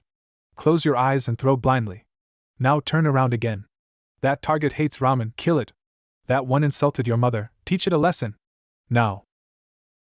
The shuriken struck the target dead in the center with a loud crack, splinters flying in every direction. A horizontal crack appeared along the wood and the bottom half fell off entirely, hitting the soil with a muted thud. Yes. I knew it, I knew it. Naruto danced around triumphantly, punching the air with whoops and cheers. I knew there was nothing wrong with your aim, but you're too insecure, and it was making you focus on your form too much, and I knew you must have been told 1,000 times that you should act more natural, but that only made you more fixated on your stance. But I figured if I could just distract you until you forgot all about it, your instincts would take over, and he trailed off as he looked at Hinata. Her right arm was still outstretched and trembling, her whole body was quavering, and there were tears falling from her unblinking white eyes, the veins around them pulsing and throbbing with chakra. Hinata-chan? Are you? She dashed off, sprinting away at a speed faster than he would have thought possible, disappearing into the distance before he could say another word. I didn't mean to. What did I do? Why can't things ever go the way they're supposed to? There was a polite cough behind him. I'm afraid Hinata-sama's mother died from her illness a few years ago. I believe the two of them were quite close. It can't have been easy for her, growing up in that household with only her lord father and his servants to raise her. Naruto turned around and found a white-haired man standing there. Mizuki-sensei. There was an anger bubbling up inside his stomach, reaching high enough to burn his throat like bile. Why does Hinata have to be here? She shouldn't even be a ninja. He hadn't been able to bring himself to say it to her, it would have sounded too mean and cruel and callous, but that did not make it any less true. Even if I haven't talked to her much, it's obvious just from looking at her that she doesn't have any killing intent at all. She doesn't want to fight or throw shuriken or learn to kill people, so why on earth is she even here in the first place? Because she is the Hyuga heiress. Mizuki smiled apologetically, as if to say that he did not quite agree with it, either. Though based on the rumors going around, it seems like her younger sister might replace her for that position, regardless. I'm afraid one simply cannot be the heir to Konoha's greatest remaining clan without also being a great ninja in one's own right. The clan would never accept it. But that's wrong, said Naruto, and though he had never truly thought about it, he knew the words were true even as they poured forth. That's so wrong. There are millions of people in the Land of Fire. There must be tons of them who want to be a ninja, and Hinata-chan would much rather do something else. So why can't they just switch places? And why does a leader have to be a powerful ninja anyway? When was the last time someone like Lord Hayashi ever fought anybody? It doesn't make any sense. My, those are some very precocious ideas you have there, Naruto-kun. You'd best make sure the Anbu don't overhear you, or they'll make you Hokage and force you to fix all the village's problems overnight. Mizuki's gray eyes twinkled with mirth, and Naruto felt his anger flare, but his teacher shushed him before he could object. I'm not saying you're wrong, Naruto-kun, just that I'm afraid there's little you can do about it. The fact of the matter is that power has always run in families. Even if you're lucky enough to be entered into the academy, most ninja never gain access to any of the truly powerful techniques. Without that secret knowledge, it is essentially impossible to rise over the rank of chunin, who are little more than expendable foot soldiers in the eyes of the village council, while those with powerful connections such as Hinata-sama are born into positions of influence whether they want it or not. Mizuki's voice had taken on a morose tone as he spoke, the same as when he had told Naruto about the events that had left him a pariah with no hope of ever being promoted, and Naruto felt a flash of guilt stab through his heart. Here he was, complaining bitterly about the unfairness of the world when just this morning he had been given an entire scroll filled with forbidden techniques by Jiraiya of the Sannin, just because he happened to be his adopted son. A realization occurred to him, then. The scroll. He could, and why should he not? Jiraiya had left him to his own devices. while Sakura thought that studying for the exams was more important, and Mizuki was his teacher after all. He told the man of all that had happened, of his plans with Sakura to discover the true nature of chakra, of the scroll, and his own ambitions to become a great ninja like the fourth Hokage. As the words poured forth, his frustration edged its way into his voice, and he found himself talking freely about Irika-sensei, of Sasuke and Sakura, and even Jiraiya, until he stopped himself at last, having said much more than he intended. Anyway, if you help me out, I'll ask my dad to let you learn a technique from the scroll as well, he finished hastily, since that was the deal he had originally meant to offer him. His teacher listened to this all with attentive silence, his eyes having widened in surprise and then with increasing interest, perhaps even eagerness. Of course, I'll be happy to help you, Naruto-kun, he said carefully. But if those techniques are so secret, I think we should find a more private place to do it. Without prying eyes, how about the abandoned forest cabin, at the edge of the village boundaries? Naruto nodded eagerly. I don't have the scroll with me right now, though, he pointed out. And I still gotta practice for the exams first. Could we do it at the start of next week, in the evening? Mizuki smiled warmly at him. That will do just fine. It was the final week before the academy exams, and Naruto still could not study. He had been staring at the same page from the same book for the last 3 hours, and tried to read the same basic sentence 100 times, but the words just danced in front of his eyes, eluding any semblance of meaning. It had been a mistake to think that he could study first, and then research techniques with Mizuki-sensei after, but he had thought that he was being responsible by getting the unpleasant task out of the way first, as though making his own life more difficult was somehow virtuous. It was starting to look like he would have to call off their meeting to focus on his studies, but the thought that he would then end up doing neither made him even more stubbornly determined to go through with their plans regardless.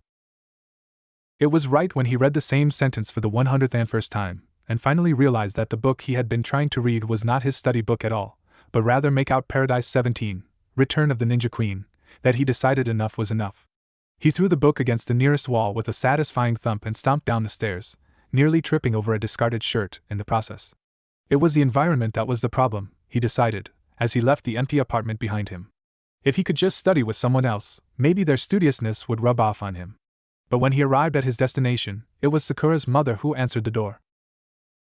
I'm sorry, but I'm afraid that Sakura is entirely engrossed in her studies, the woman in white told him. She couldn't possibly handle any distractions this close to the exams, especially not from boys. You'll just have to study with someone else. Best of luck, though. Yeah, thanks, said Naruto, as the door closed shut in front of him. Who else could he try? Kiba? He somehow doubted that the feral ninja was a better study than he was. Sasuke? He would rather die. He had tried to create a shadow clone to help him study, but that only let him accomplish nothing at twice the usual rate, and he did not know any of the other students well enough to impose on them. It was not as if any of them particularly liked him, anyway. He found himself sauntering in the direction of the training grounds, where newly graduated genin often came to practice their ninja techniques. He had his book with him, and he thought that perhaps if he found a quiet place in the forest he could still get some studying done before it was time to meet with Mizuki-sensei. It was on his way there that he encountered a boy with a black bowl cut dressed entirely in green, tight-fitting clothes, making what appeared to be a lap around the village on his hands while kicking the air with his legs and shouting at the same time. Hut! Hut! Here! Please excuse me, green beast coming through. Naruto looked at the genin with horrified amazement. What are you doing? Training. The older boy flipped around vertically and landed on the balls of his feet, ready for action. I am a ninja who is unable to use either ninjutsu or genjutsu, but my teacher says that I can still be an excellent shinobi if I just focus all of my effort on practicing my taijutsu. That is why I have vowed to walk around the village on my hands every day while kicking the air at the same time. But that's insane, said Naruto, who felt that he was considerably understating the matter. It doesn't matter how much you practice walking on your hands, that's not gonna let you beat someone who can shape reality with his thoughts. It's completely pointless.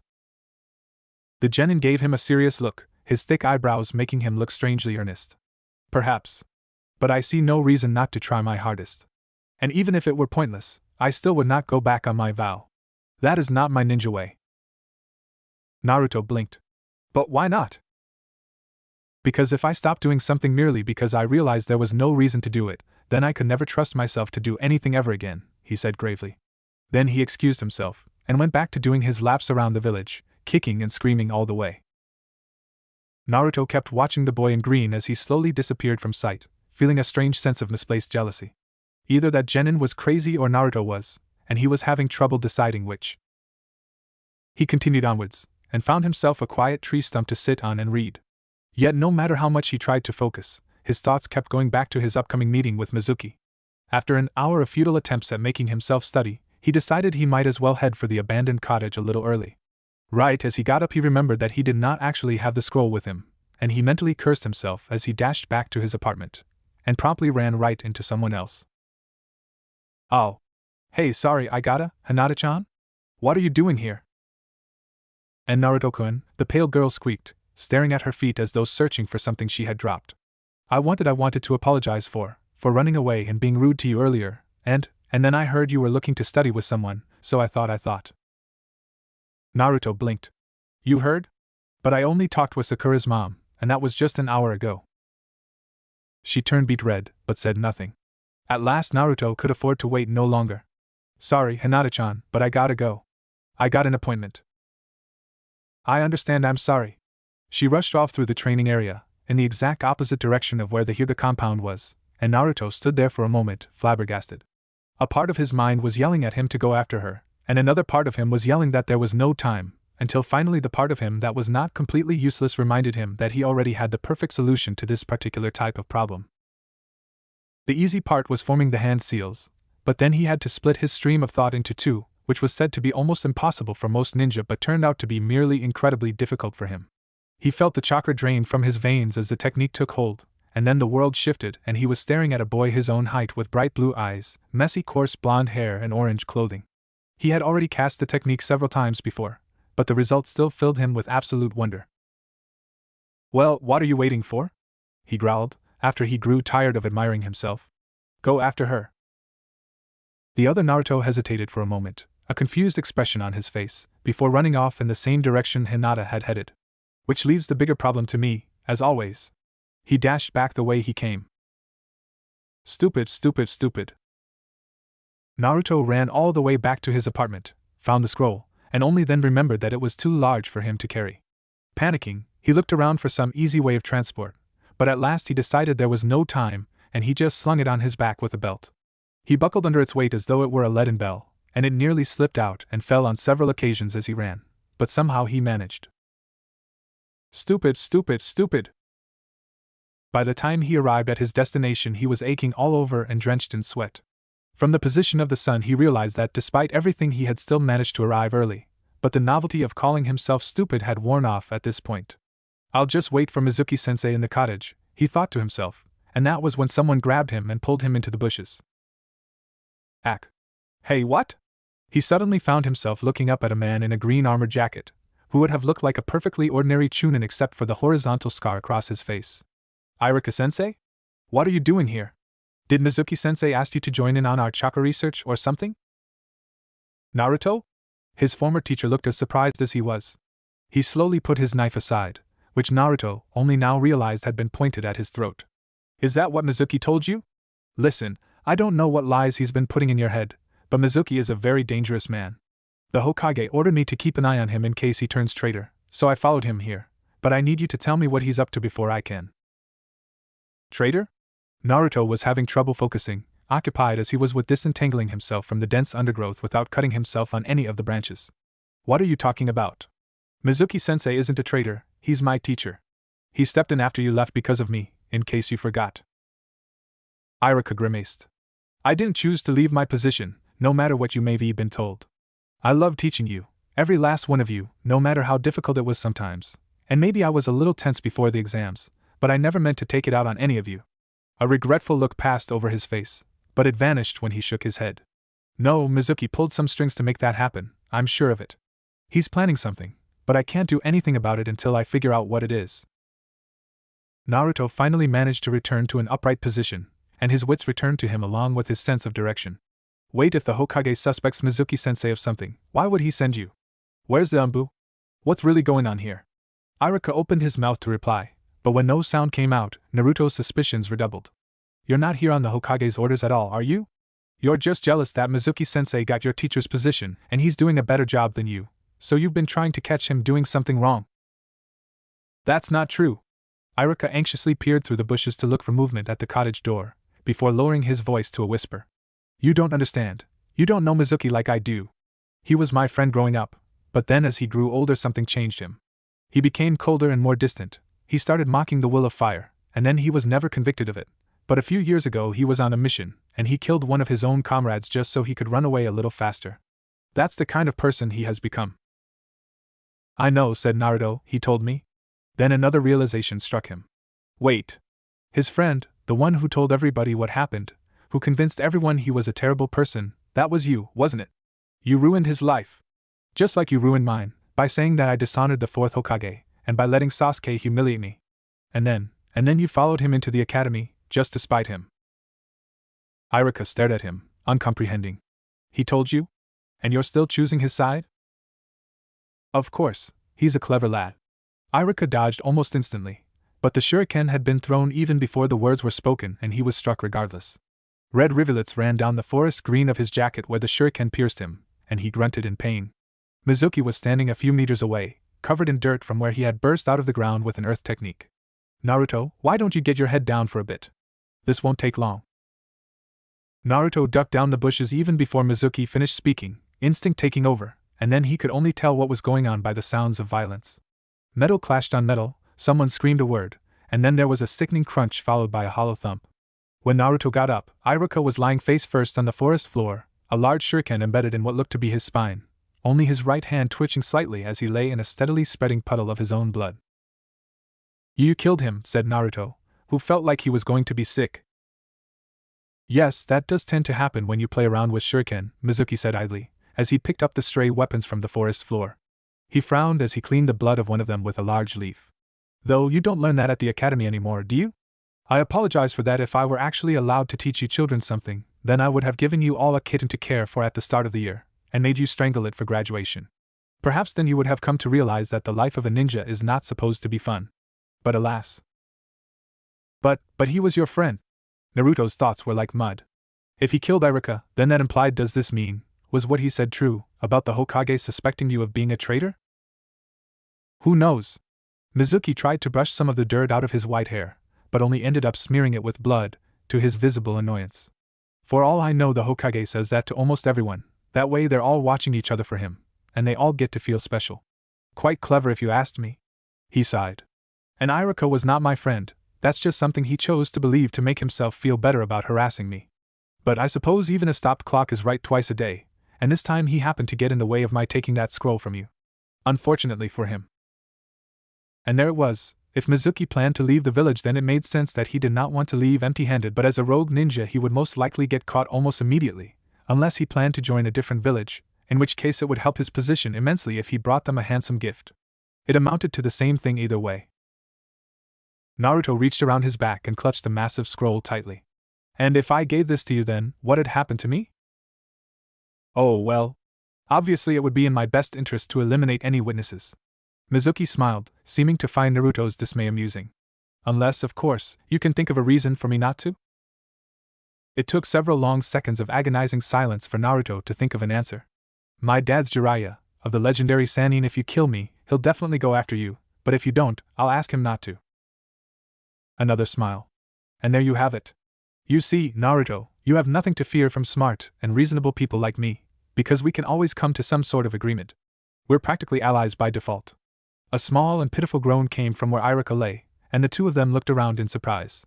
But of course, the same does not apply to him. People like that, who imagine themselves to be virtuous and with good intentions, are capable of convincing themselves of absolutely anything. They will happily throw away their lives just to spite you, and unlike cruel and wicked men, they will never grow bored or tired of hurting others. He drew a kunai and advanced on Iruka's prone form. Naruto crossed the distance and interposed himself between Mizuki and Iruka, his hands already forming the seals for the shadow clone technique. No, I'm not gonna let you. He split his mind into 3 parts, chakra pounding through his veins and draining away at an alarming rate as 2 more shadow clones burst into being with an expulsion of air. I'll fight you if I have to. Mizuki raised an eyebrow, but kept advancing with dagger in hand. Naruto's newly formed clones circled around him and charged from both sides, but Mizuki merely dodged backwards and took one of them out with a thrown shuriken before stabbing the other with his knife. Naruto nearly collapsed on the spot, the sheer agony of having his liver ruptured proving almost too much to bear, but it was only the phantom pain of a shadow clone's dying memory. The shadow clone technique is meant for running interference and reconnaissance, Mizuki said amusedly. It's not a combat technique, as you just found out. If you're unable to hit your opponent, making more of yourself is a waste of chakra. Still, to think you could learn an A-rank technique like that after only a few weeks, there you have the difference between those with access to forbidden knowledge and those without. If I had that scroll at your age, I might have been the Hokage by now. Said Naruto. I don't think so. I mean, the shadow clone technique is hard to learn because it costs a ton of chakra, and you gotta have a mind that's really, flexible. It just happens that I've got those things already, but for someone like you it'd be much harder. Mizuki gave him a long stare, seemingly trying to decide whether to believe him or not, but then shrugged. It doesn't matter. There must be over 100 techniques in that scroll. I could become a seals master, a genjutsu expert, or a ninjutsu specialist. I won't be a second-rate ninja regardless. He motioned with his dagger. Now give me the scroll and get out of my way, or I really will kill you. After all these years of being forced to teach teenagers, I'm fresh out of tolerance for youthful exuberance. Naruto took the giant scroll from his back, moving with deliberate slowness, and stopped mid-motion. Wait, how do I know you'll really let me go? You might be trying to trick me. Mizuki raised a bemused eyebrow. You'll just have to rely on my sterling reputation. He shook his head, defiantly. No, you gotta make it a promise, or else I won't give it to you. You want me to? The man's mouth opened and closed again. Fine, I promise not to gut you like a fish. Now give me the bloody scroll. He advanced on Naruto, his knife outstretched menacingly, then paused and turned around. Wait, what was that? Naruto focused chakra to his ears, but there was nothing except the sound of crickets chirping in the evening air. I don't hear anything. No, of course you don't. Mizuki swiveled around, searching the tree-line. Who's there? What do you want? His head snapped around again to face the other direction. No, no, no! I was so careful. How did they find out? He turned to face Naruto, his face contorted with rage. What did you do? When shadow clones disappear, their chakras sent to the other bodies along with their memories, Naruto explained. Like you said, it's not really a combat technique. And the Byakugan gives perfect telescopic vision. Even if you moved away from here, Hinata-chan still would have sent the Umbu after you. Mizuki glanced around the forest clearing, clutching his knife like a shield. No, there's too many of them, too fast. They shouldn't be here. I only killed Irika, they have no reason to care. He twisted around to stare at Naruto again. But of course with that hair, and those eyes, and that name. I should have realized. Of course they would be keeping a close eye on you. What? What do you mean? But instead of replying, Mizuki pulled Naruto in front of him and held a knife to his throat. Stay back, he called out. I have your precious legacy. Now we're going to talk this out like reasonable people, or the boy dies. I don't think that's gonna work. Naruto swallowed thickly, all too aware of the cold steel pressed against his throat. Because I used the shadow clone technique earlier, to study with Hinata-chan, and I think I might be the clone? Mizuki looked down at him, disbelieving. In reply, Naruto formed the necessary seals, split his mind, and created another shadow clone. The newly created clone pinched him in the arm, and he vanished, and then he was free of Mizuki's grasp and remembered both pinching his clone and being pinched just a moment ago. The two looked at each other, wordlessly. The silence was interrupted by a crunching sound coming from the tree-line, and Mizuki turned to face in that direction, eyes wide with fear. It was the sound of a large animal that crushed all leaves and shrubbery before it, the kind of animal that was prey to no other, and wanted you to know it was coming. No. Mizuki's face turned deathly pale. Not him. Not him. He formed the seals for his earth technique, and the ground softened up beneath him, and began to swallow him up. For a moment Naruto thought he would get away, but then all around him the roots and vines began to twist and bend, and seized him by his legs, pulling him out even as his fingers dragged along the dirt. No! Naruto could see them now, all along the tree-line, crouching on the ground and standing on top of the highest branches as well. There were shadows. Black-cloaked and hooded, with no faces but for the masks they wore, which were white as death. They stayed there, watching silently, but never moved. The crunching sound was coming closer, now. No! Mizuki had found his knife and was cutting at the branches with wide, unfocused sweeps. When they regrew anew, he turned the knife to his own throat, but then stopped. The knife stayed there, a mere hair's breadth from his skin, and would go no further. His whole body trembled as the roots grew around him, seizing him, pushing him to his knees and drawing his arms behind his back. Even his mouth no longer seemed to be his own, now. There was a final crunching sound, and then the newcomer stepped out of the tree-line and came into view. The first word that came to Naruto's mind was bear. Huge, and with a black overcoat that made him even larger, he wore a gray uniform and a black cap on a bald head. Scars ran crisscross along his face, as if he had fought a monster with claws, and presumably won, because he was smiling. It was the sort of smile that was used to remind the other party of the existence of teeth. He was flanked on either side by a man and a woman, with black cloaks and white masks both, and they had to be the ones casting the techniques, for the newcomer had both hands in his coat, and was slouching. Mizuki, Mizuki, Mizuki. The bear drew closer and placed one gloved hand on Mizuki's head, nearly closing around it, and gave it a light squeeze. Why'd you have to go after the children? You know that makes Papa Ibiki upset. Thin trails of blood trickled down Mizuki's eyes, and he screamed soundlessly. You okay there, kiddo? Naruto blinked. He was sitting on a chair in the kitchen of their apartment, a cup of hot tea in his hands. He was wearing a large black cloak that a masked woman with purple hair had given him, because he had looked cold, but the exact details of it eluded him. Jiraiya was sitting opposite him, an unusually serious look on his face. What? I asked how you're feeling, Jiraiya said in a concerned voice.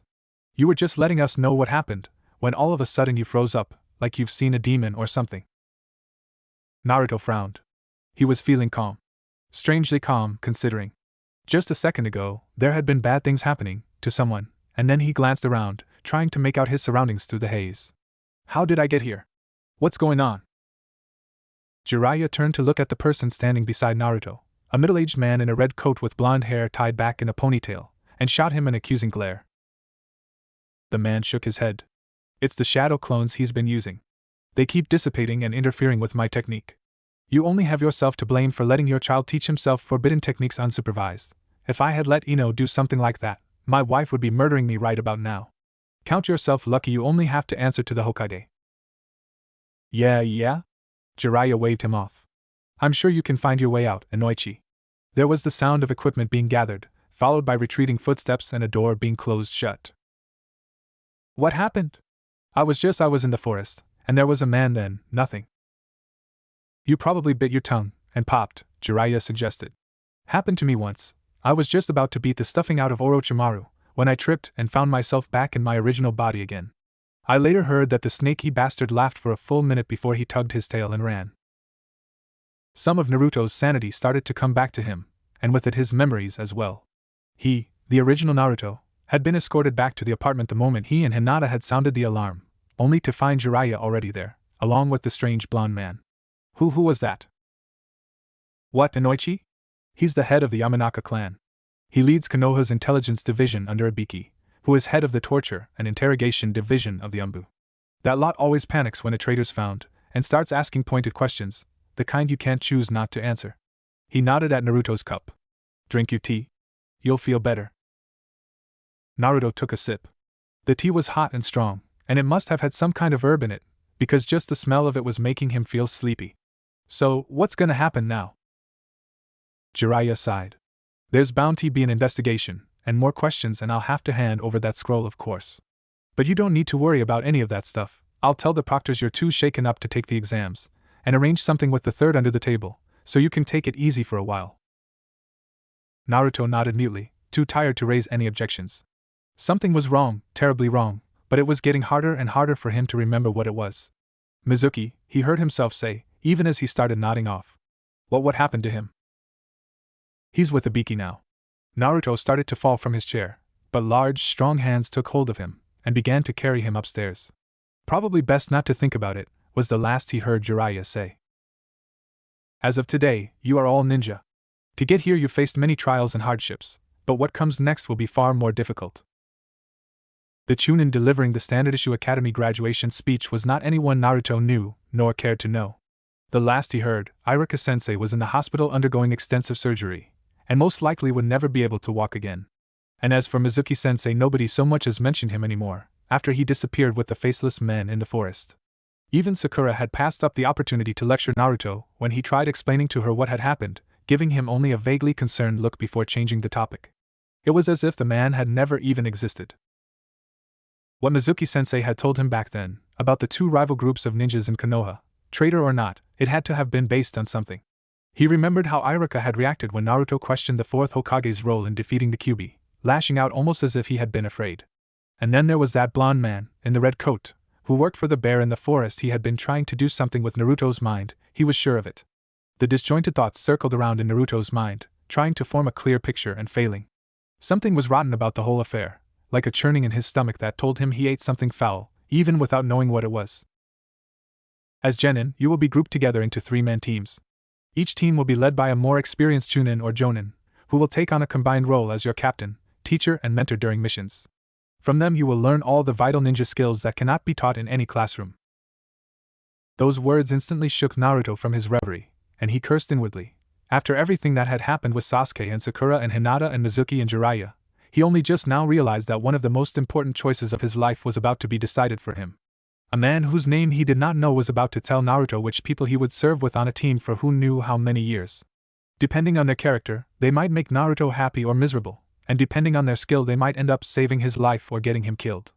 All he could think was how pointless it all was, that his entire future was about to be decided, and he had done absolutely nothing to influence it. He had not even noticed that there was a choice to be made until it was too late. I will now announce the squads in numerical order. The following students are part of Team 1. Naruto looked around the classroom, trying to decide who he would have wanted to put in his team if he could have affected the decision. Kiba, the feral ninja? No, he's strong, but he'd just rush headlong into any fight. Sakura? She's brilliant, but she has no clan to teach her, so she's probably the weakest fighter. Shikamaru is smart, but he's too lazy, and Hinata-chan is really just too nice to be a ninja. Who else? Next up, Team 7, under Hatake Kakashi, Uzumaki Naruto, Haruno Sakura, and Uchiha Sasuke. Naruto exploded upwards from his seat. Uchiha Sasuke? Are you people serious? That bastard nearly killed me just a few months ago, in case you forgot. Why the heck would you put us together? The teacher adjusted his glasses, and gave him a contemptuous glare. Teams are formed based on how their abilities are able to complement each other in the field. Team 8 is intended as a specialist scouting squad, combining Lady Hinata's Byakugan with Inuzuka Kiba's tracking abilities and Abirame Shino's insects.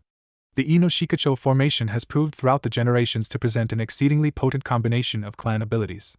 Team 7, on the other hand, traditionally consists of the most intelligent and talented ninjas of their generation, in order to create a formidable crisis response unit that is capable of not only countering hidden threats to the village as they arise, but also of adapting to new developments in the field and responding on their own initiative as needed.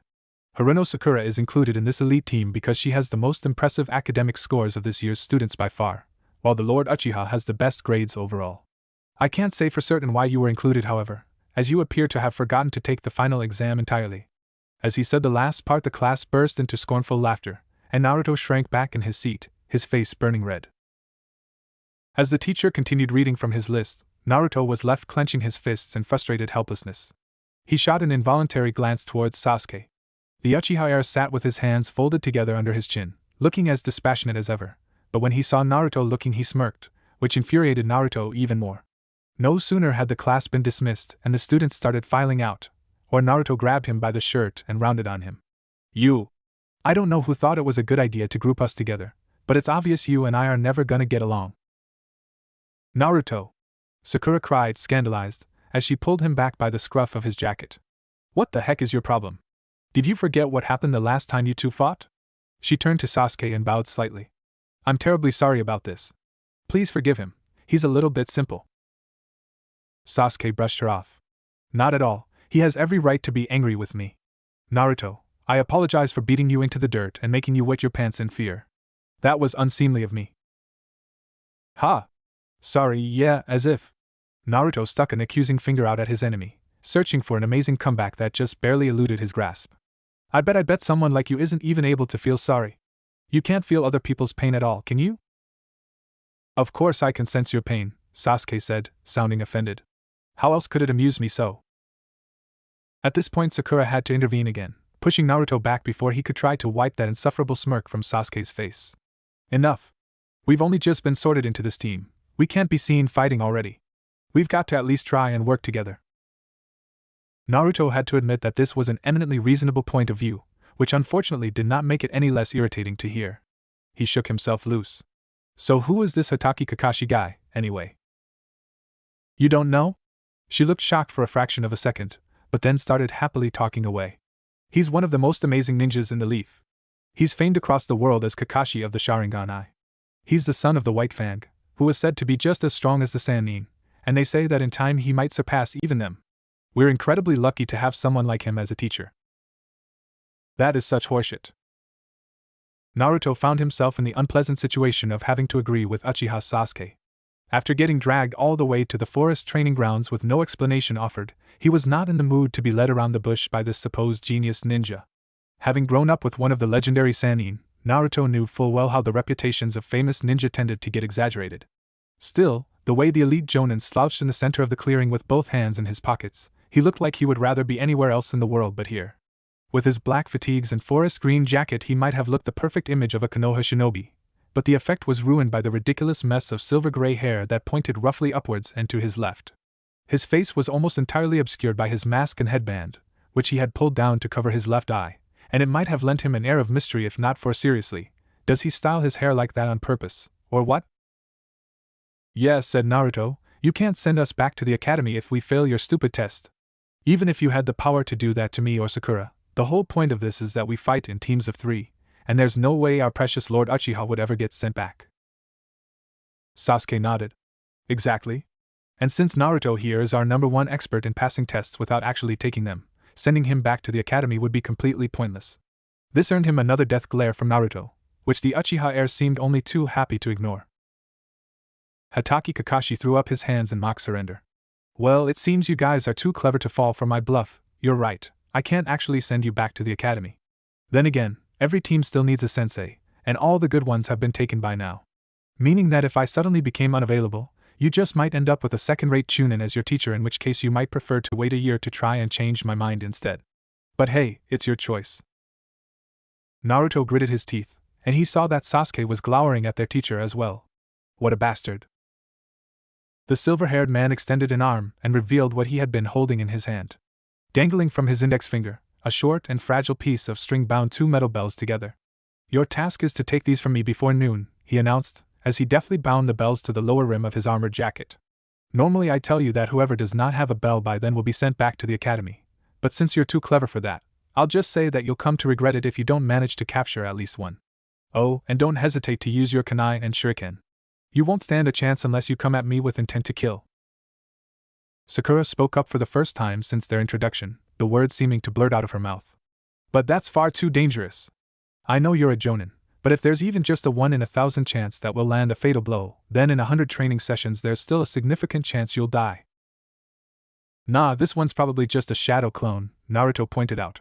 He gets all the benefit of a realistic test without any of the danger. That's what all the smart ninja do, or so I'm told. Their teacher shrugged noncommittally. Who knows? Anyway, that's about it. Get ready, start. Sasuke and Sakura immediately dashed off in opposite directions, heading for the trees surrounding the training field with no heed to Naruto's calls for them to stop. No, wait, don't split up. He groaned loudly. Great, now I'm gonna have to go look for them first.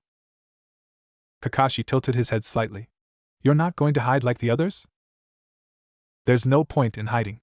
I mean, you're right there waiting for us to take the bells while we're the ones on a time limit, and it's not like you couldn't find them if you wanted to. He formed the seals for the shadow clone technique and split into 3 instances of himself. As he and his clone ran after Sakura and Sasuke, he could hear the voice of the clone that remained behind talking to Hatake Kakashi. So seriously, what's up with your haircut anyway? It's totally impossible, Naruto repeated. It had taken him some time to chase down his teammates, and now it was taking even more time to convince them that ambushing Kakashi was not going to work. He's an elite Jonin, and we're only genin. If he really has the Sharingan, then illusions like the transformation technique are not gonna work either. He could be sleeping and it wouldn't make a difference. Sakura reluctantly agreed. I looked up his public records last night, and he's not bluffing. He really did fail the last 5 teams that took his test. It seems the entrance test for Team 7 is harsher than any of the others. Her voice dropped to a whisper. And there are rumors going around. They say he's not just an elite Jonin, but a former captain of the Umbu. They call him Cold-Hearted Kakashi, the friend killer. There was a moment of silence as they took this in. The 3 of them were huddled together in the forest undergrowth, trying to hide from the person who was purposely trying not to find them, which meant they were either earning points for doing what they were supposed to, or losing points for doing something futile. This is why I hate tests. It's only ever about guessing what the teacher wants from you. It could still work if he underestimates us, Sasuke said eventually. As you said, he could defeat us in an instant if he wanted to, but he's holding back and we can use that against him. As long as we play the part of clueless genin, he will give us an opening out of a misguided sense of fairness, and in that one instant I'll unleash my true power and seize victory. Naruto eyed him narrowly. You're just full of crap, aren't you, Sasuke? Perhaps, said Sasuke. Or maybe I'm just pretending to be full of crap, but really I know exactly what I'm doing. You'd never know the difference. We might be overthinking this, Sakura said, aborting the argument. If the test is impossible, then there's no point in worrying about it, so we should just work together, do our best, and hope we can impress the teacher enough to let us pass. Sasuke sniffed. I somehow doubt he's the type to award points for trying. But do whatever you want. We should pool our resources, Naruto said. Nothing simple's gonna work against a Jonin, but if we combine our techniques, maybe we can find a way to surprise him. We should empty our pouches too, kunai, shuriken, explosive tags. If we're gonna stand a chance, we need to use everything we've got. As they worked, the sun steadily climbed higher in the sky. When they returned to the clearing, they found their teacher reading a book, one of Jiraiya's stupid novels by the looks of it. He was blissfully ignoring the shadow clone Naruto had left behind, who was happily chatting away about the different flavors of ramen available at Old Man Tuchi's place. When they arrived, the Jonin reluctantly put the book away and addressed them. Well, you guys certainly took a while. Are you finally ready? In reply, Naruto sent all 4 of his shadow clones to charge his opponent from different directions. Hatake Kakashi responded by taking his ancestral white chakra sword from his back. With the blade still in its sheath, he swung his weapon in lazy arcs and took each of Naruto's clones out before they could even get close, the merest touch proving sufficient to dispel them. A wave of disorientation washed over Naruto, conflicting memories of being in 5 different places at once nearly causing him to stumble and fall. That's not going to work, Kakashi said mildly. Naruto made a show of shouting his defiance. We're not gonna give up just yet. He formed the seals and split himself into 5 more parts, which was the most he could currently manage. Meanwhile, Sasuke and Sakura were using the transformation technique to make themselves look like Naruto. 2 of his shadow clones had used the transformation technique as well, to appear as his teammates. They all charged at the same time, with only Naruto's transformed clones remaining behind while their real bodies joined in with the attackers. He's not using the Sharingan yet, and he doesn't want to risk hurting us. This could work. The first shadow clones were easily taken apart, but then the sword struck Naruto's real body, and he grasped onto the scabbard while blocking out the pain. Kakashi instantly let go of the weapon, forming a seal to send a shower of sparks in every direction, popping the remaining clones, at which point Sasuke and Sakura dropped their illusions and charged straight through the sparks with knives outstretched. Kakashi drew his sword straight from the scabbard still in Naruto's hands, then flicked it around and gave each of them a smack to the head with the flat of the blade. As they staggered back painfully, their teacher calmly plucked the scabbard from Naruto's hands and sheathed his sword once more. Illusions, how clever. I suppose I should use my Sharingan. His hands slowly reached for his eye patch. Naruto gritted his teeth and cast his shadow clone technique once more. 5 more shadow clones appeared around him and circled Kakashi. They all threw their shuriken at the same time, a storm of metal from every direction that should have been impossible to dodge, yet the Jonin slipped between half of them like a ghost while parrying the others effortlessly. Then Naruto's clones flared their chakra and leaped over Kakashi, taking caltrops and chains and daggers from their pockets, and cloning the items everywhere around him. Kakashi disappeared under a tsunami of metal pressing in on every side. Now! Sasuke inhaled deeply and breathed out a blazing ball of fire directly onto the pile of metal, only for the shards to fly off in every direction as a sudden wave of water met the ball of fire with a loud hiss. As the curtain of steam slowly parted, their teacher was revealed standing in the center, completely unharmed. So, is that it? Are you done? Then I suppose it's my turn. The man turned and charged towards Sakura, who panicked and formed the seals for the clone technique. 4 mirror images appeared, illusions far more realistic than Naruto could have made them, but even without the Sharingan Kakashi saw straight through it. He kicked the real Sakura right as she raised her arms to block, and she flew backwards towards the tree line, her body colliding with a tree and slumping over, blood trickling from her mouth and with her arm bent at a wrong angle. Naruto rushed forward without thinking, but his opponent calmly stepped in his path, and he ground to a halt. Hey, he yelled, you bastard, what the heck happened to trying not to hurt us? Your subordinates tend to get hurt when you give them the wrong orders, did nobody ever tell you that? Kakashi regarded Naruto coolly with his one visible eye. What was that girl doing attacking me in melee along with your clones? It's clear that she has no close combat ability, but you put her in danger regardless because you didn't want her to feel left out. Naruto cast the shadow clone technique once more, managing to create 4 more clones. She's not my subordinate, and that was her decision, not mine. He slipped each of the clones an explosive tag, and they rushed him all at once, prepared to blow themselves up along with Kakashi.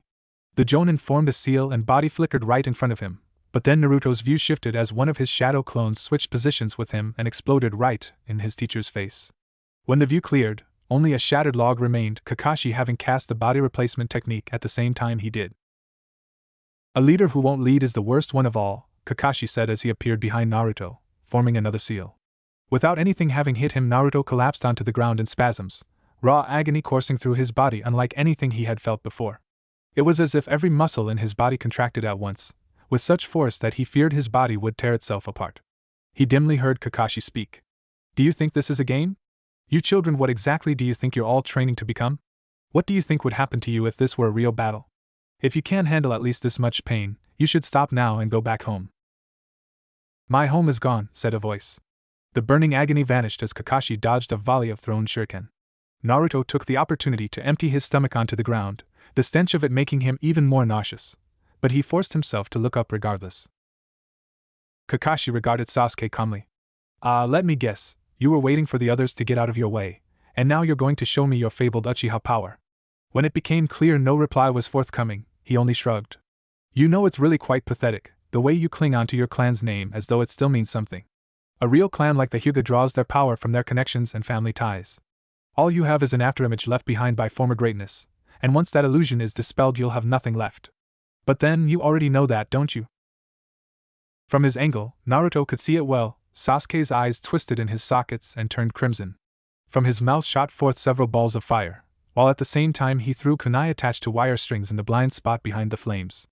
When Kakashi raised a wall of water, the fire turned to steam, but the projectiles shot right through. The Jonin drew his sword to parry, but Sasuke pulled onto the wire strings and the kunai wrapped around Kakashi, the explosive tags attached to the handles already igniting. There was a sudden blast of lightning that set Kakashi free, but one of the kunai was sent hurling in Sakura's direction, the explosive tag about to go off in her face. "No!" Naruto tried to get up, but his body would not move in time. Sasuke rushed towards Sakura, but he was too slow. There was a flicker in the air as Kakashi appeared beside her, and then Sakura stabbed him. Naruto blinked, disoriented. Kakashi was leaping backwards, a knife sticking out of his armored jacket, while Sasuke moved to where Sakura was. "Tch, all that effort, and you hit him where he's armored." "Sorry, Sasuke-kun." Sakura was standing up painfully, the blood on her mouth having vanished. "You know I'm no good in close combat. You should have let Naruto do it." A transformation technique, to make her look more hurt than she was. And a fake explosive tag. Did they improvise all of that? Humph. You don't need the Sharingan to see through Naruto's illusions. Sasuke turned and gave him a contemptuous look. "Are you planning to contribute any time soon, or are you going to keep lying there in the dirt?" Bastard. Somehow, the anger was enough to convince his body that it was not actually hurt, and he climbed to his feet. The three of them stood side by side, facing down their invincible opponent. "So how are we gonna beat this guy? Any ideas?" "There's no need." Hatake Kakashi was smiling, and it was visible even through his mask. "You all pass." Naruto stared at him, uncomprehending. "What? But we didn't even get a single bell. Then what was the point of all that? Was it just to see if we would work together?" "No, teamwork can be taught. What I wanted to see was whether you would make an actual effort." Kakashi started walking to the edge of the training area, motioning for them to follow. The academy has stopped preparing students for the realities of life as a ninja for a long time, now, but the graduation age for genin has not gone up, and sending them back was a way for me to give them at least one more year to mature a little. The others all treated it like a game, throwing a tantrum at the idea of being sent back to the academy, and then giving up the moment it became clear I wasn't playing around. I thought it would be the same for you, the way you were complaining and showing off how clever you were, but somewhere down the line you actually started taking it seriously. They stopped at a black monolith, which Naruto had seen before but never paid attention to. "Do you know what this is?" Naruto shook his head, but he could see Sasuke and Sakura's eyes widen in recognition. "The names of my closest friends are engraved on this memorial stone. Some of them died because they received the wrong orders, and others for no reason at all, but those who died because of me are the ones I regret the most. The day may come when you find yourself facing an enemy you simply cannot beat, and you end up having to weigh the lives of your comrades against the mission. My father took his own life after having to make that choice, and I lost my childhood friends in a similar situation. That's the price you'll pay if you ever find yourself unprepared, not being sent back to the academy, but death." Naruto said nothing. He suddenly felt very foolish, and he suspected the others felt much the same. As of this moment, you are officially members of Team 7, just as I was before you. I will do my best to instill in you the teachings that the Academy did not consider important, and if you live long enough to reach the rank of Jonin, I expect you to teach your students the same. For that is the burning will of fire that was passed down by the first Hokage, who dreamed of a day when his students would put an end to all the darkness in the world, a will to wisdom that was passed down through the generations, to the legendary Sannin, to my father the White Fang, and to the fourth Hokage who was my teacher. Kakashi turned away from the black stone to face them. Do you remember the verse, which is meant to teach you how a ninja should fight? I will have you repeat it, so that you never forget. The three looked confused for a moment, but then Sasuke started speaking in an almost reverential tone. Sakura followed, and finally Naruto remembered the words as well. They spoke them all in front of the black obelisk like a prayer, as the sun finally reached its summit and began its long descent. When does a ninja strike? A ninja waits until the time is right. When the enemy sleeps and drops his guard. When his weapons lie forgotten in the stillness of the night. That is the moment for a ninja to strike. Naruto waited until well after he heard the door of the apartment close and Jiraiya's footsteps died away, before sneaking out of his bed.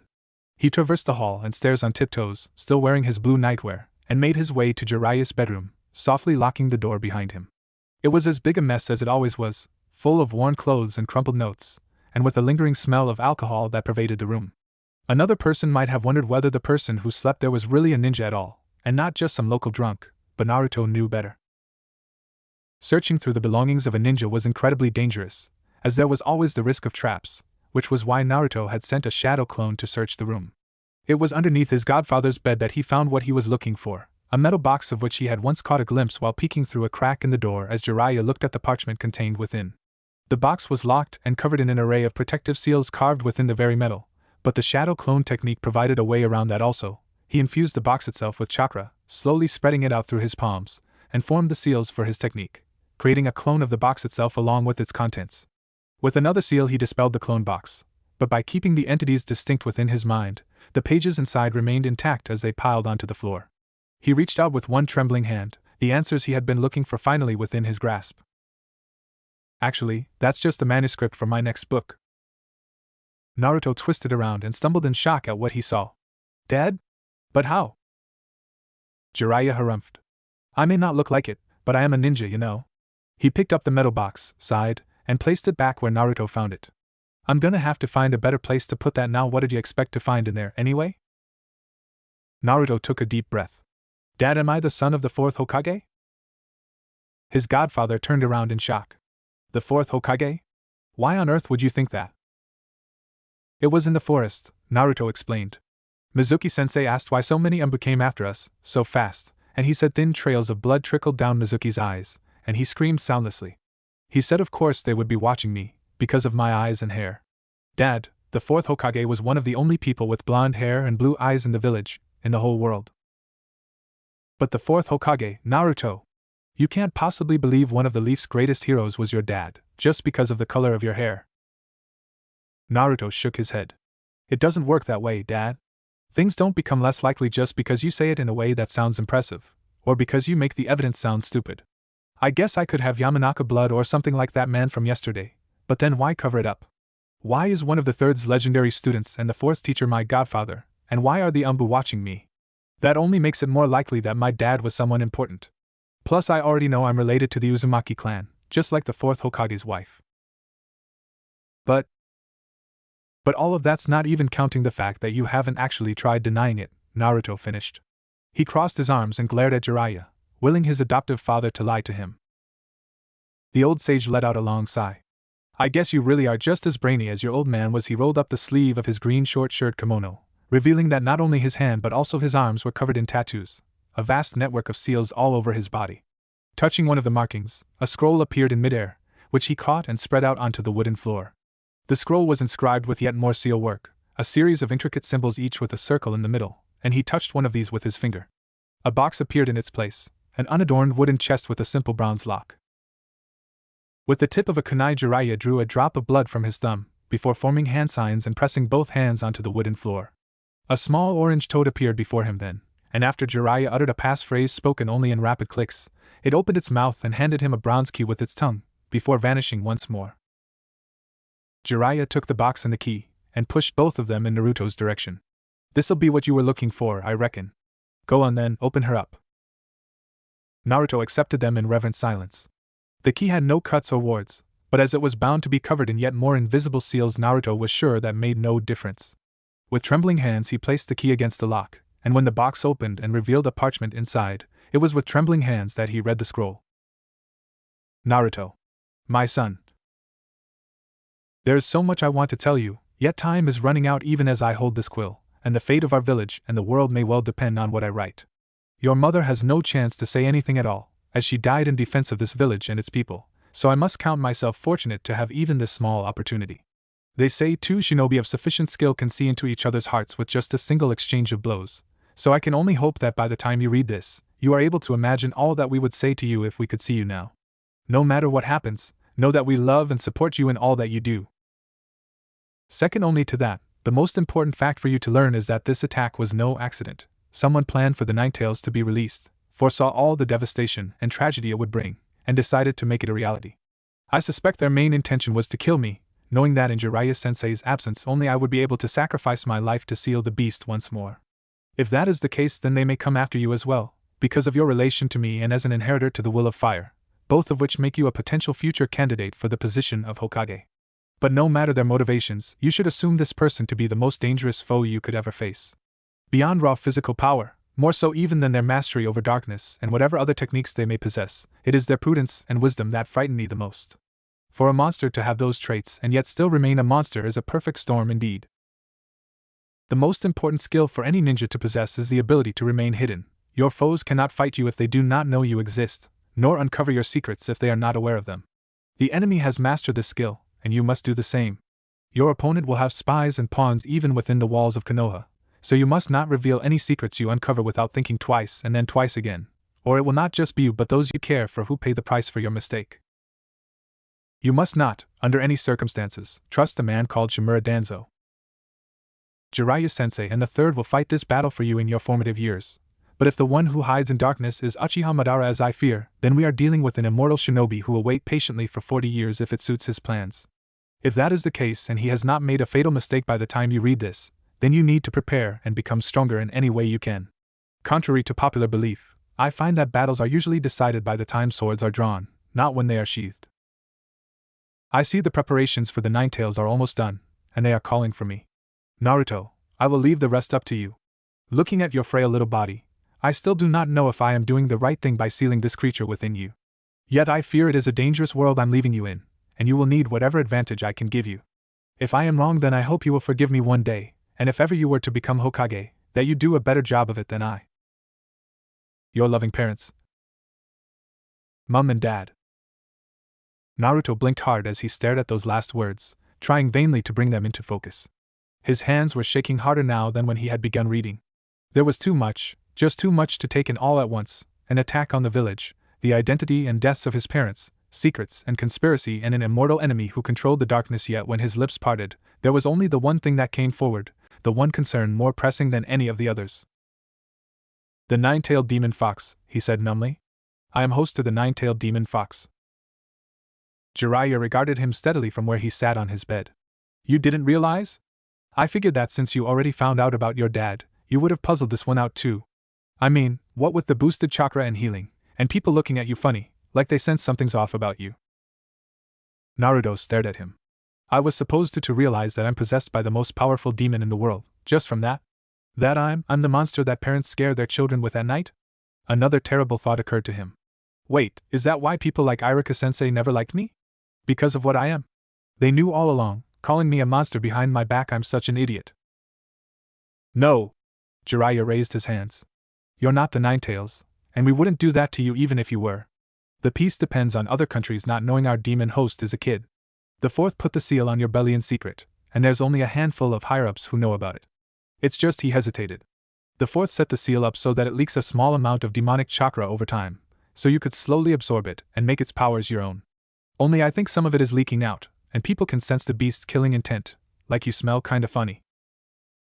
Like I smell kinda funny. Naruto almost would have preferred it if they had known, because then at least there would have been a reason for them to treat him the way they did.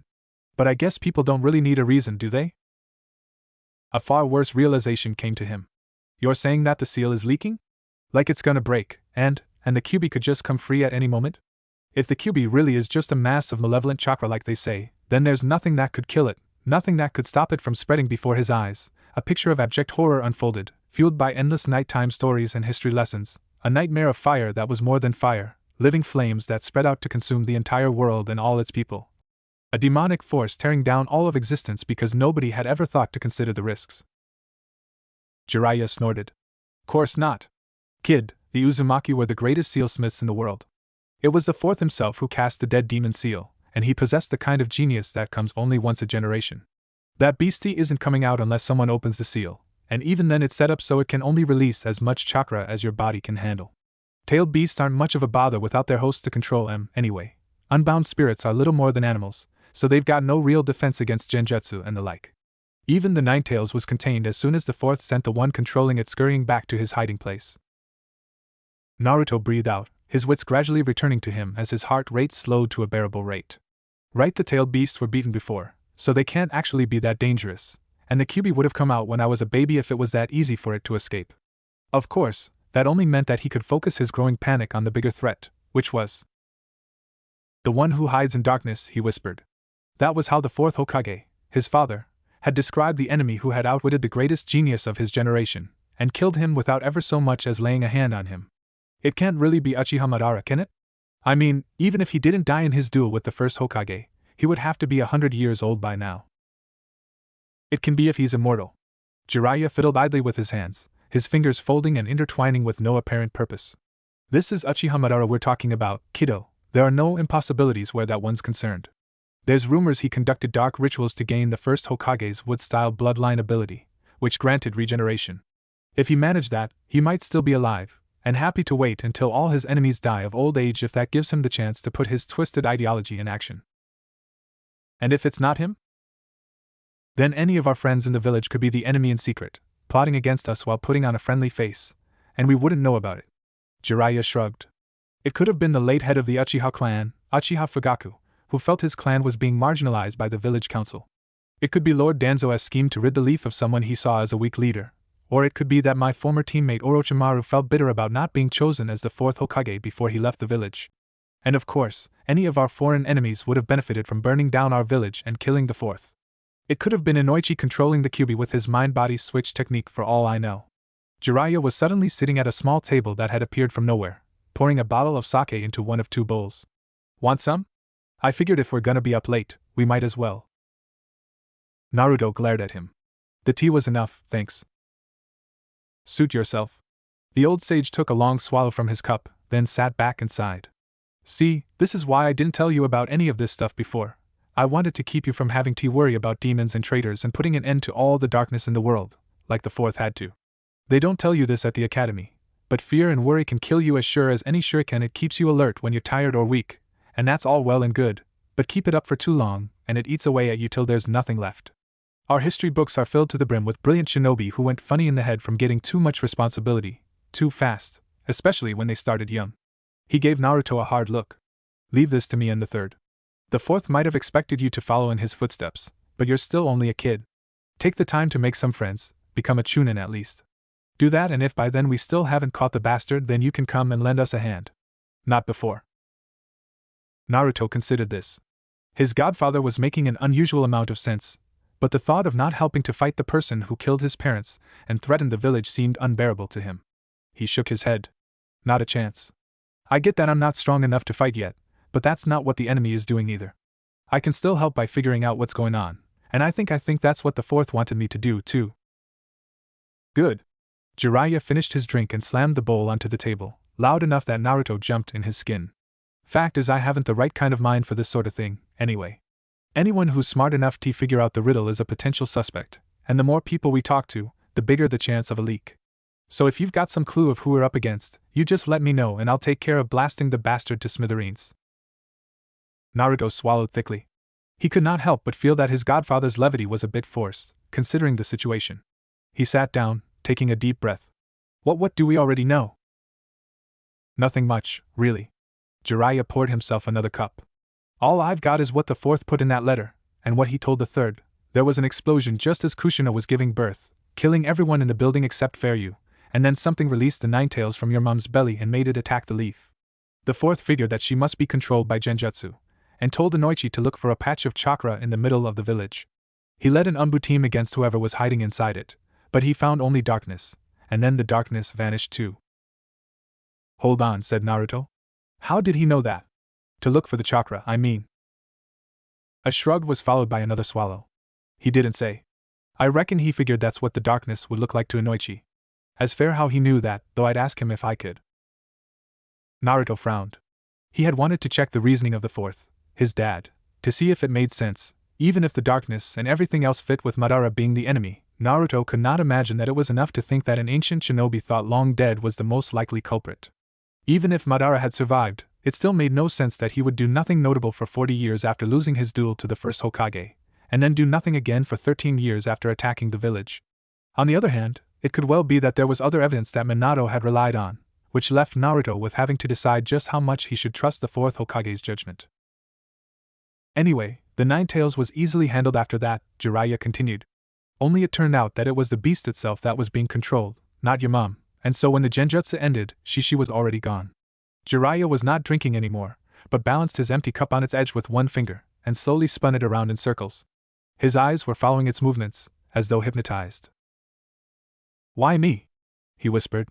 Why seal the demon inside me, of all people? It defeats the whole point if the demon host can't actually fight. It should have been someone like you, or your friend Tsunade. The beast's got to go to someone young if its chakra is to merge with the host's over time, Jiraiya murmured. But I reckon the fourth was probably thinking that since he was about to die, he wanted to at least leave something useful behind for his kid, to protect you in his place.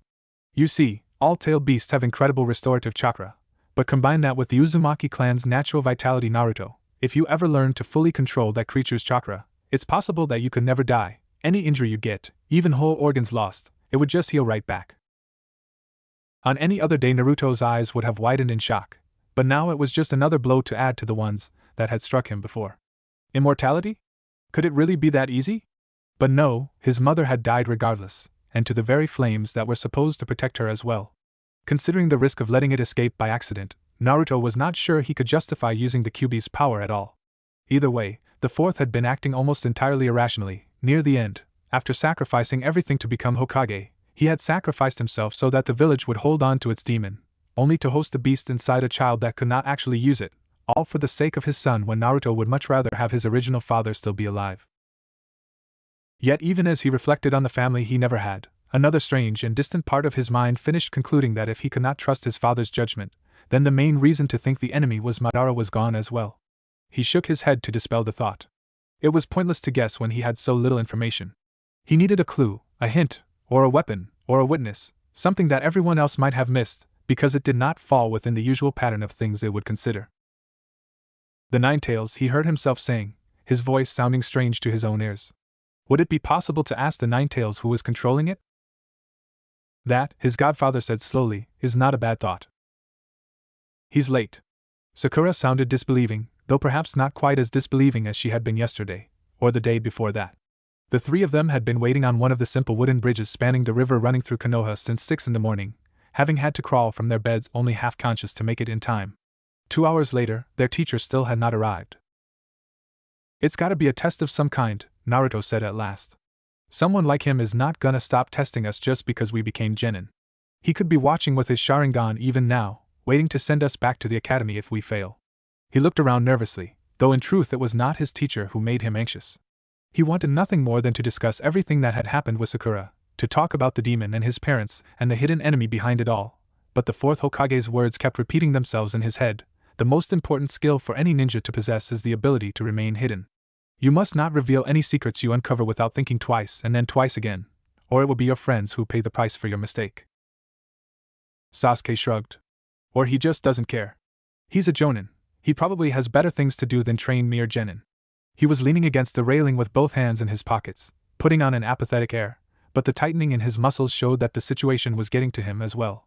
For the briefest moment Naruto wondered what Sasuke would have to say about it all, whether he would approve of his plan to talk to the Kyuubi or call it madness. but he quickly dismissed the treasonous line of thought. He's the one who insisted on meeting this early, Sakura replied with exasperation. Over the past few days, the shine that had appeared in her bright green eyes upon hearing her team announced had been slowly waning. He can't have forgotten. You don't become a jonin if you're that careless. You just don't. Naruto silently agreed. After that whole speech Kakashi had given on what it meant to be a ninja and how important it was to be prepared, there was no way their teacher was not doing this on purpose. The only question was what he was waiting for them to do. This is why I hate tests, he reflected once again. I think I got it, he said at last. The whole point of the last test was to see if we'd make an actual effort, right? I bet he's doing the same thing now. Like, instead of waiting here we could be training by ourselves. Actually, I guess we should be doing that either way, so it makes sense he'd be waiting to see if we'd realize that. He nodded to himself in satisfaction, though a lingering note of confusion remained. Humph. If he wanted us to train by ourselves, he could have just told us. Sasuke's irritation was plainly visible now, as he turned to face Naruto. What sort of training did you have in mind? Before Naruto could reply, their teacher appeared on top of the railing without making the slightest sound. He waved his hand in a half-hearted gesture, as though he was too lazy even to complete that small movement. Hey kids. I hope you didn't have to wait too long, I was just… There you are. Naruto pointed an accusing finger at the man. Don't bother making up another stupid excuse for being late, Kakashi-sensei. We figured out your test. Kakashi's one visible eye widened in mock surprise. You have? Yeah, it was to see if we'd start training by ourselves, wasn't it? The niggling uncertainty was growing stronger by the second, but Naruto was not about to back down now. Admit it, we passed your test. The Jonin threw up his hands. Who knows? I suppose it does sound like the sort of thing I would do, doesn't it? Anyway, if you're interested in training, then I have some exercises in mind that should provide the three of you with a nice, light workout. By the time Naruto stepped through the door to his apartment, the preparations were nearly complete. Jiraiya was putting the finishing touches to a sprawling ceiling array upon a parchment that covered the entire floor of the living space, while Jiraiya's shadow clone carefully double-checked everything he did. An expressionless man stood in a corner and watched silently, standing so still he might as well have been carved of wood. He seemed eerily familiar somehow, though Naruto had never seen his face before. Jiraiya's clone looked up. Hey kiddo, you're just in time. This here is Tenzo.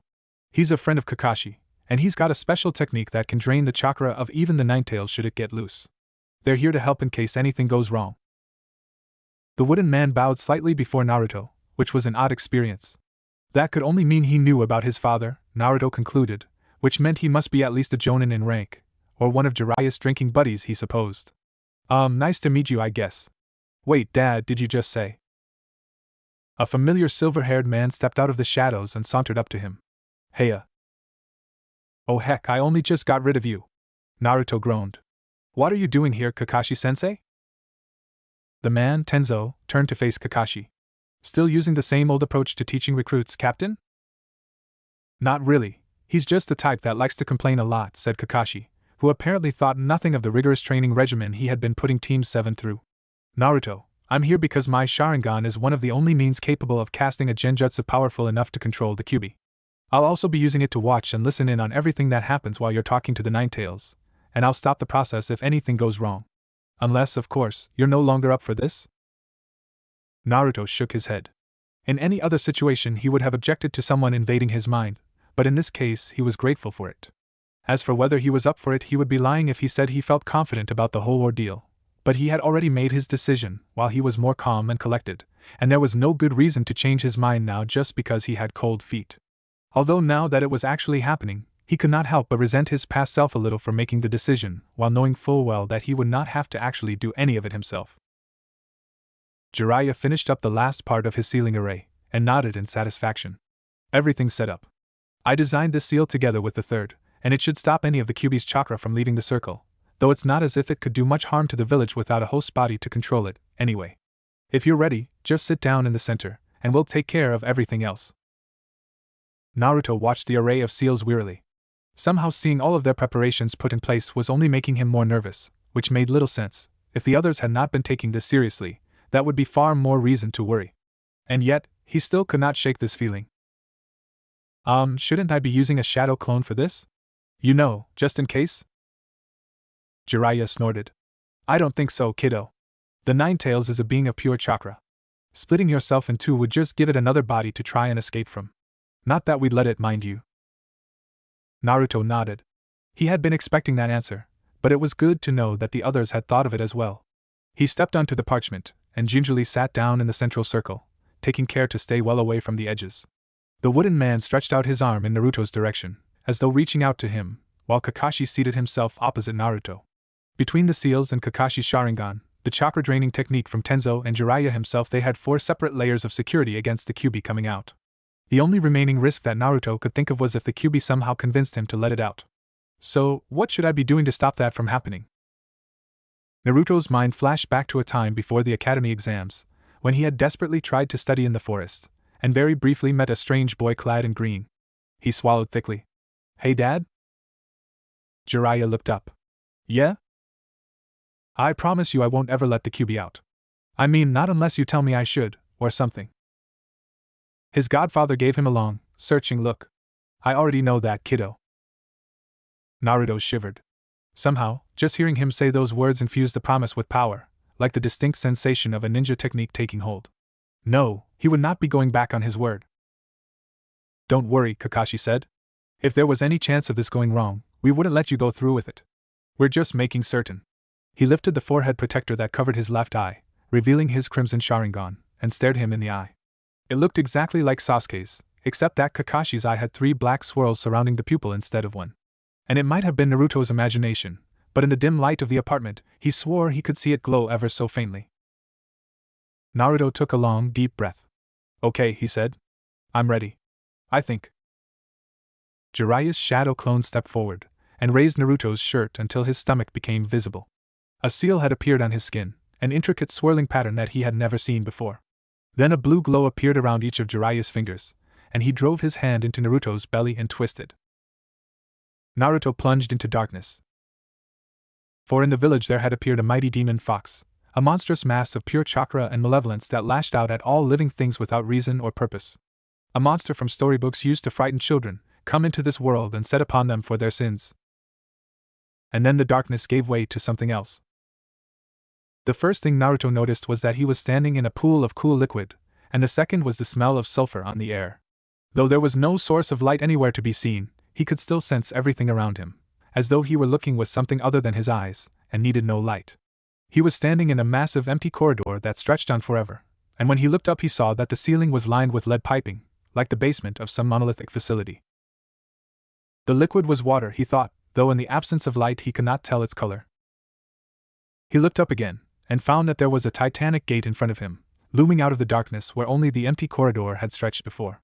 Thick iron bars went all the way to the ceiling, extending 100 meters or more before ending in a stone arch. Arcane runes were carved all along the frame of the great gate, and in the center of it all there was a lock that could not be opened by mere keys, a metal spiral covered in incomprehensible seals. Excuse me?" he called out. Is anyone there? Hello? Hello? Hello? Hello?" His voice echoed throughout the chamber, traveling past the non-light and into the darkness behind the bars, reflecting off the walls on the other side before coming back to him. As his words died away, at first nothing seemed to happen, but then there was a sound like a single drop of water falling into a vast lake. Soon after there came ripples, small at first but then greater and greater, concentric circles in the liquid pushing past the bars of the gate, and edging ever closer towards Naruto's feet. Just as Naruto was about to decide that this had all been a mistake and he should leave right now, a light arose in the center of the darkness. 2 crimson eyes appeared, with vertical slits like the pupils of a nocturnal animal, burning with such brightness that their image was seared into his eyes.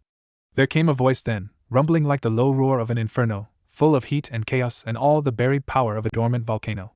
It was how Naruto imagined fire would sound, if fire had been given a voice. "Who goes there, to wake me from my slumber? Who brings the pitter-patter of little feet within the hallways of my mind? Come closer, little one, come hither, so that I may lay my gaze upon you, and see with mine own eyes who would knock upon my door." Unbidden, Naruto's feet took him closer to the gates, and it took him a conscious effort to realize what he was doing and stop himself. By then he was almost close enough to touch the forbidding iron bars, and he had to remind himself that there was no threat, that the Kyuubi could not touch him, that he was being observed even now, and that it was impossible to release the beast even if he wanted to. Still his whole body trembled, shaking like a leaf caught in a forest fire, fearful of the flames yet able to do nothing but pray for a strong wind to carry it far, far away. And the fourth Hokage's legacy. I was wondering when you would come. Welcome, child, to my humble domain. D-domain? Naruto stared into the great crimson eyes, their shapes seeming to flicker like flames. Look around you, little one. Where do you think you are? All that you see before you is but a fraction of my true realm, a mere sliver of infinity. All tailed ones exist within their own dimension. Mine is the elemental plane of fire, and you present yourself at the gates for entry, as is only fitting. Naruto shot an uncertain glance around the area. There's quite a lot of water for a plane of fire. And this being my subconscious seems a lot more likely than there being other dimensions we can travel to. I think you just don't want to admit that you're imprisoned here. There was a long exhalation, like the sound of a great bonfire being fanned by a sharp wind. The burning crimson eyes seemed to regard him narrowly. The ninjas of the leaf have not neglected their sterling art of diplomacy, I see. What is your purpose here, child? Have you come to supplicate yourself before me? Pay your tributes in a timely fashion, and you will not find me an unkind master. Ah, no, said Naruto. It took him a moment before he recalled the reason he came to this place. I was hoping you could tell me. Well, first of all, is it really true that you were created by the Sage of Six Paths? Do you know what he was like, and about the secrets of ninjutsu that were lost? And also, I want to know everything that happened to his civilization that got us to this point.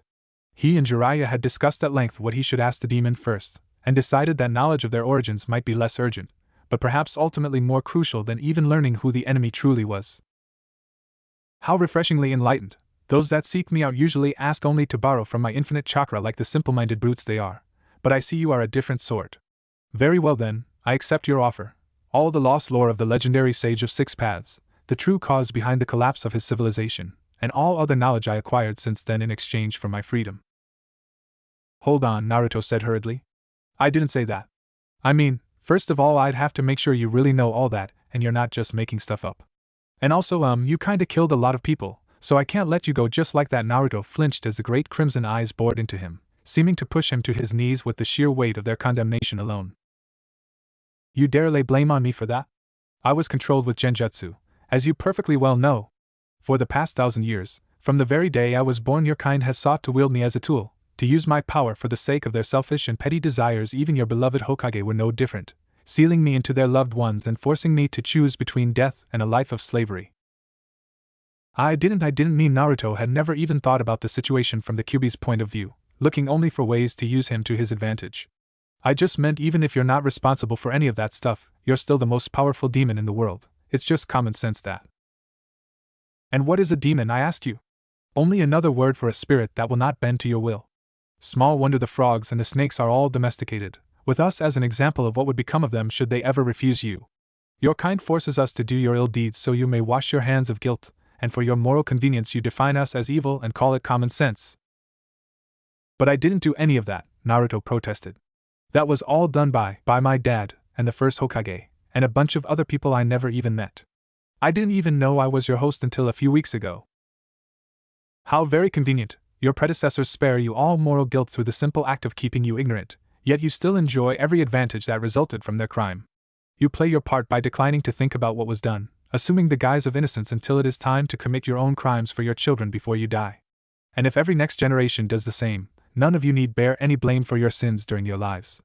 Truly, when it comes to absconding moral culpability, your species' ingenuity is unlimited. Naruto swallowed thickly. The temperature of the air and water seemed to be rising at an alarming rate. Well, I wouldn't do something like that, not even if I thought I was about to die. But I really can't release you, even if I had the power. The others would never let me go through with it. Kakashi was watching him even now, he remembered faintly. He wondered what his teacher must be thinking about all this. Is that your true motivation? Then swear a binding oath here and now that you will do your utmost to rectify this injustice, and together we will find a way to secure my release. I will even reward you for your service with all the knowledge and power I possess. But if you refuse, then declare yourself a villain here and now, and spare me the hypocrisy. I can't, Naruto whispered, and he had to look at his feet to avoid those accusing crimson eyes. If for no other reason than that Kakashi-sensei would pull me out immediately, if I started saying something like that. I already promised my dad I wouldn't release you without his permission, and he never agreed to something like that. But I swear I won't forget about this just because it's convenient. Even if I can't free you, maybe we can agree to something else? Such as what? All the secrets of the Sage of Six Paths in exchange for a bigger cage? Perhaps a game of Go to pass the time while I sit here alone in the dark? For all the power you have over me, I still have my pride to consider you have nothing to offer me that is worth such a prize except my freedom." Naruto floundered for words, but found none. He was becoming painfully aware of just how weak a position the Kyuubi was really in, how little his vast destructive ability actually mattered.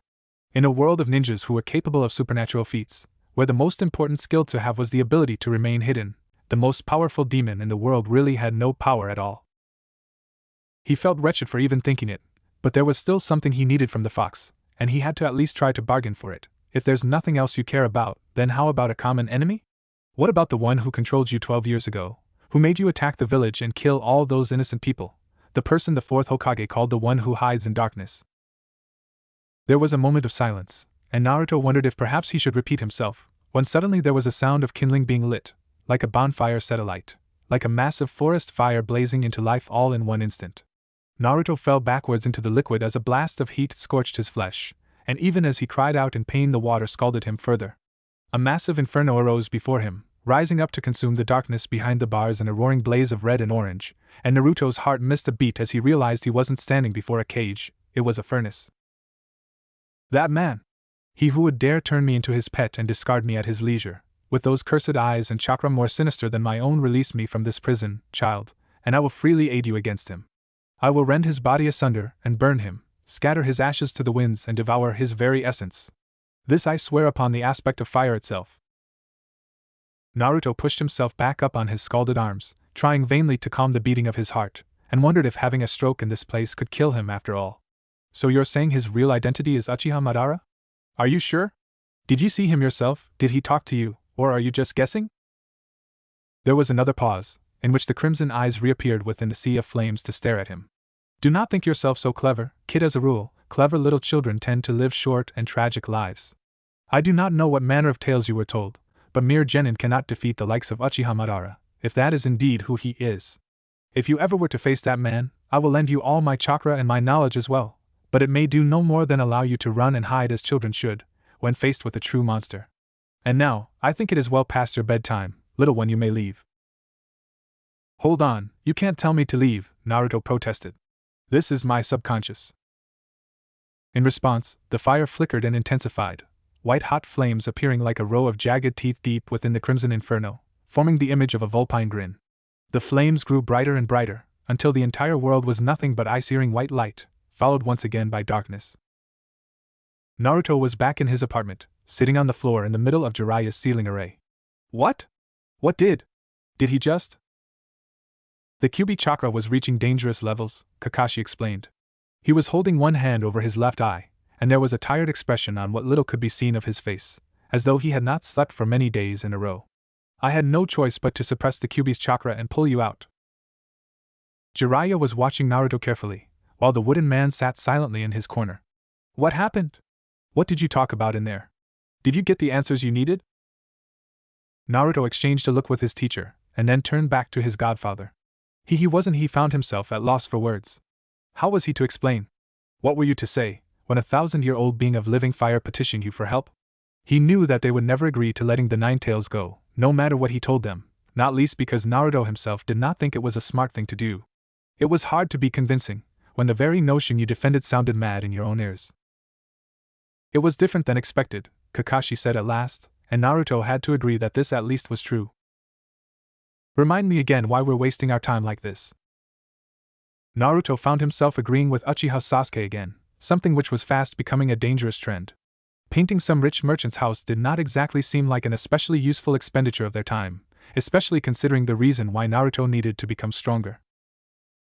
Contrary to popular belief, I find that battles are usually decided when swords are drawn, not when they are sheathed. That was the final piece of advice the fourth Hokage, his father, had imparted to him. And yet Naruto found it strangely difficult to keep that thought in the forefront of his mind. Somehow, when he stepped out into Konoha's brilliant sun, working together with his new team to do the most menial of tasks, all his father's warnings of doom and darkness drained away and became a distant, abstract matter, like an alternate reality that was entirely distinct from what was in front of him right here and now.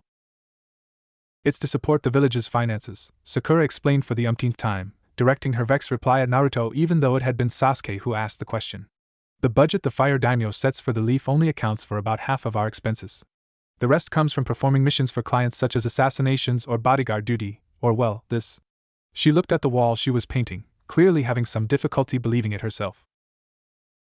That still doesn't make any sense, said Naruto, who had also pointed this out many times. We're ninja. Even just one of us is worth about a zillion civilians, when you think about it. I mean, I get that we're only newly trained and it doesn't make much sense to send us on dangerous missions just yet, but come on. There's gotta be something more useful we could do, like training or doing research, or something. In fact, Naruto was doing all of those things even as they spoke, courtesy of the shadow clone technique. He had tried using them to finish the missions in their place, but their only reward had been even more missions, so now he was using them to continue their other activities instead.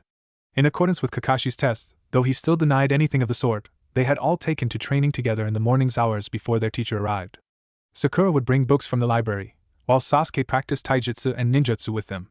Naruto had also gotten to sending a shadow clone to train with Hinata-chan every morning, who was very slowly improving her skills and gaining ever so slightly more confidence in herself, though she still tended to blush and stammer at seemingly random intervals.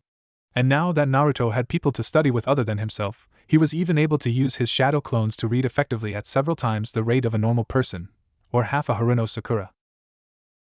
It's probably a team-building exercise, said Sasuke. Or it's to teach us humility. The Konoha Council loves to make others waste time on horseshit like that. It lets them pretend they have a reason to exist. I guess. That was a pretty solid explanation, actually. It was easy to come up with reasonable-sounding justifications for just about anything, but sometimes the correct answer was that it really did just make no sense. But hey, at least we're getting paid, right? 5,000 ryo per mission is not bad. That's 5,000 ryo for the whole team, Sakura pointed out. And Kakashi-sensei gets the biggest share. And then there's the expenses and taxes, said Sasuke. Yeah, I thought it was a bit rude when they counted out the money right in front of us and then took half of it away, Naruto admitted. Still, 300 ryo is not bad. We could use it to, I dunno, all go out to Ichiraku ramen or something. That could be fun. Actually, said Sakura, I hear Tuchi-san nearly doubled his prices after he realized most of his customers were genin with wealthy teachers or parents to pay for it. Ordinary genin and civilians don't really go there anymore. Naruto stared glumly at his paintbrush. There really was no justice in the world. Hey kids. Kakashi body flickered beside them, as was his habit. The infamous Jonin had not bothered to show up for any of their D-rank missions, of course. Nearly done? Having fun? Good. Naruto was about to bite out a sharp retort, but his teammate preempted him. Enough of this. Sasuke whirled on Kakashi, his face showing uncharacteristic anger. I don't know what you're playing at, whether this is to teach us a moral lesson or if you just enjoy pushing us around, but you know perfectly well why I need to become stronger. Either give us a mission that poses an actual challenge, or we can go to the council and find out whether my clan's name is really as devoid of meaning as you seem to think. We'll see. Kakashi rubbed the chin of his mask, seeming to consider it. For now, I have a different kind of training in mind, which I think you'll find interesting. Come. Kakashi sauntered off in the direction of the nearest training area, the rest of Team 7 following closely behind, except for a shadow clone that was left behind to finish their work.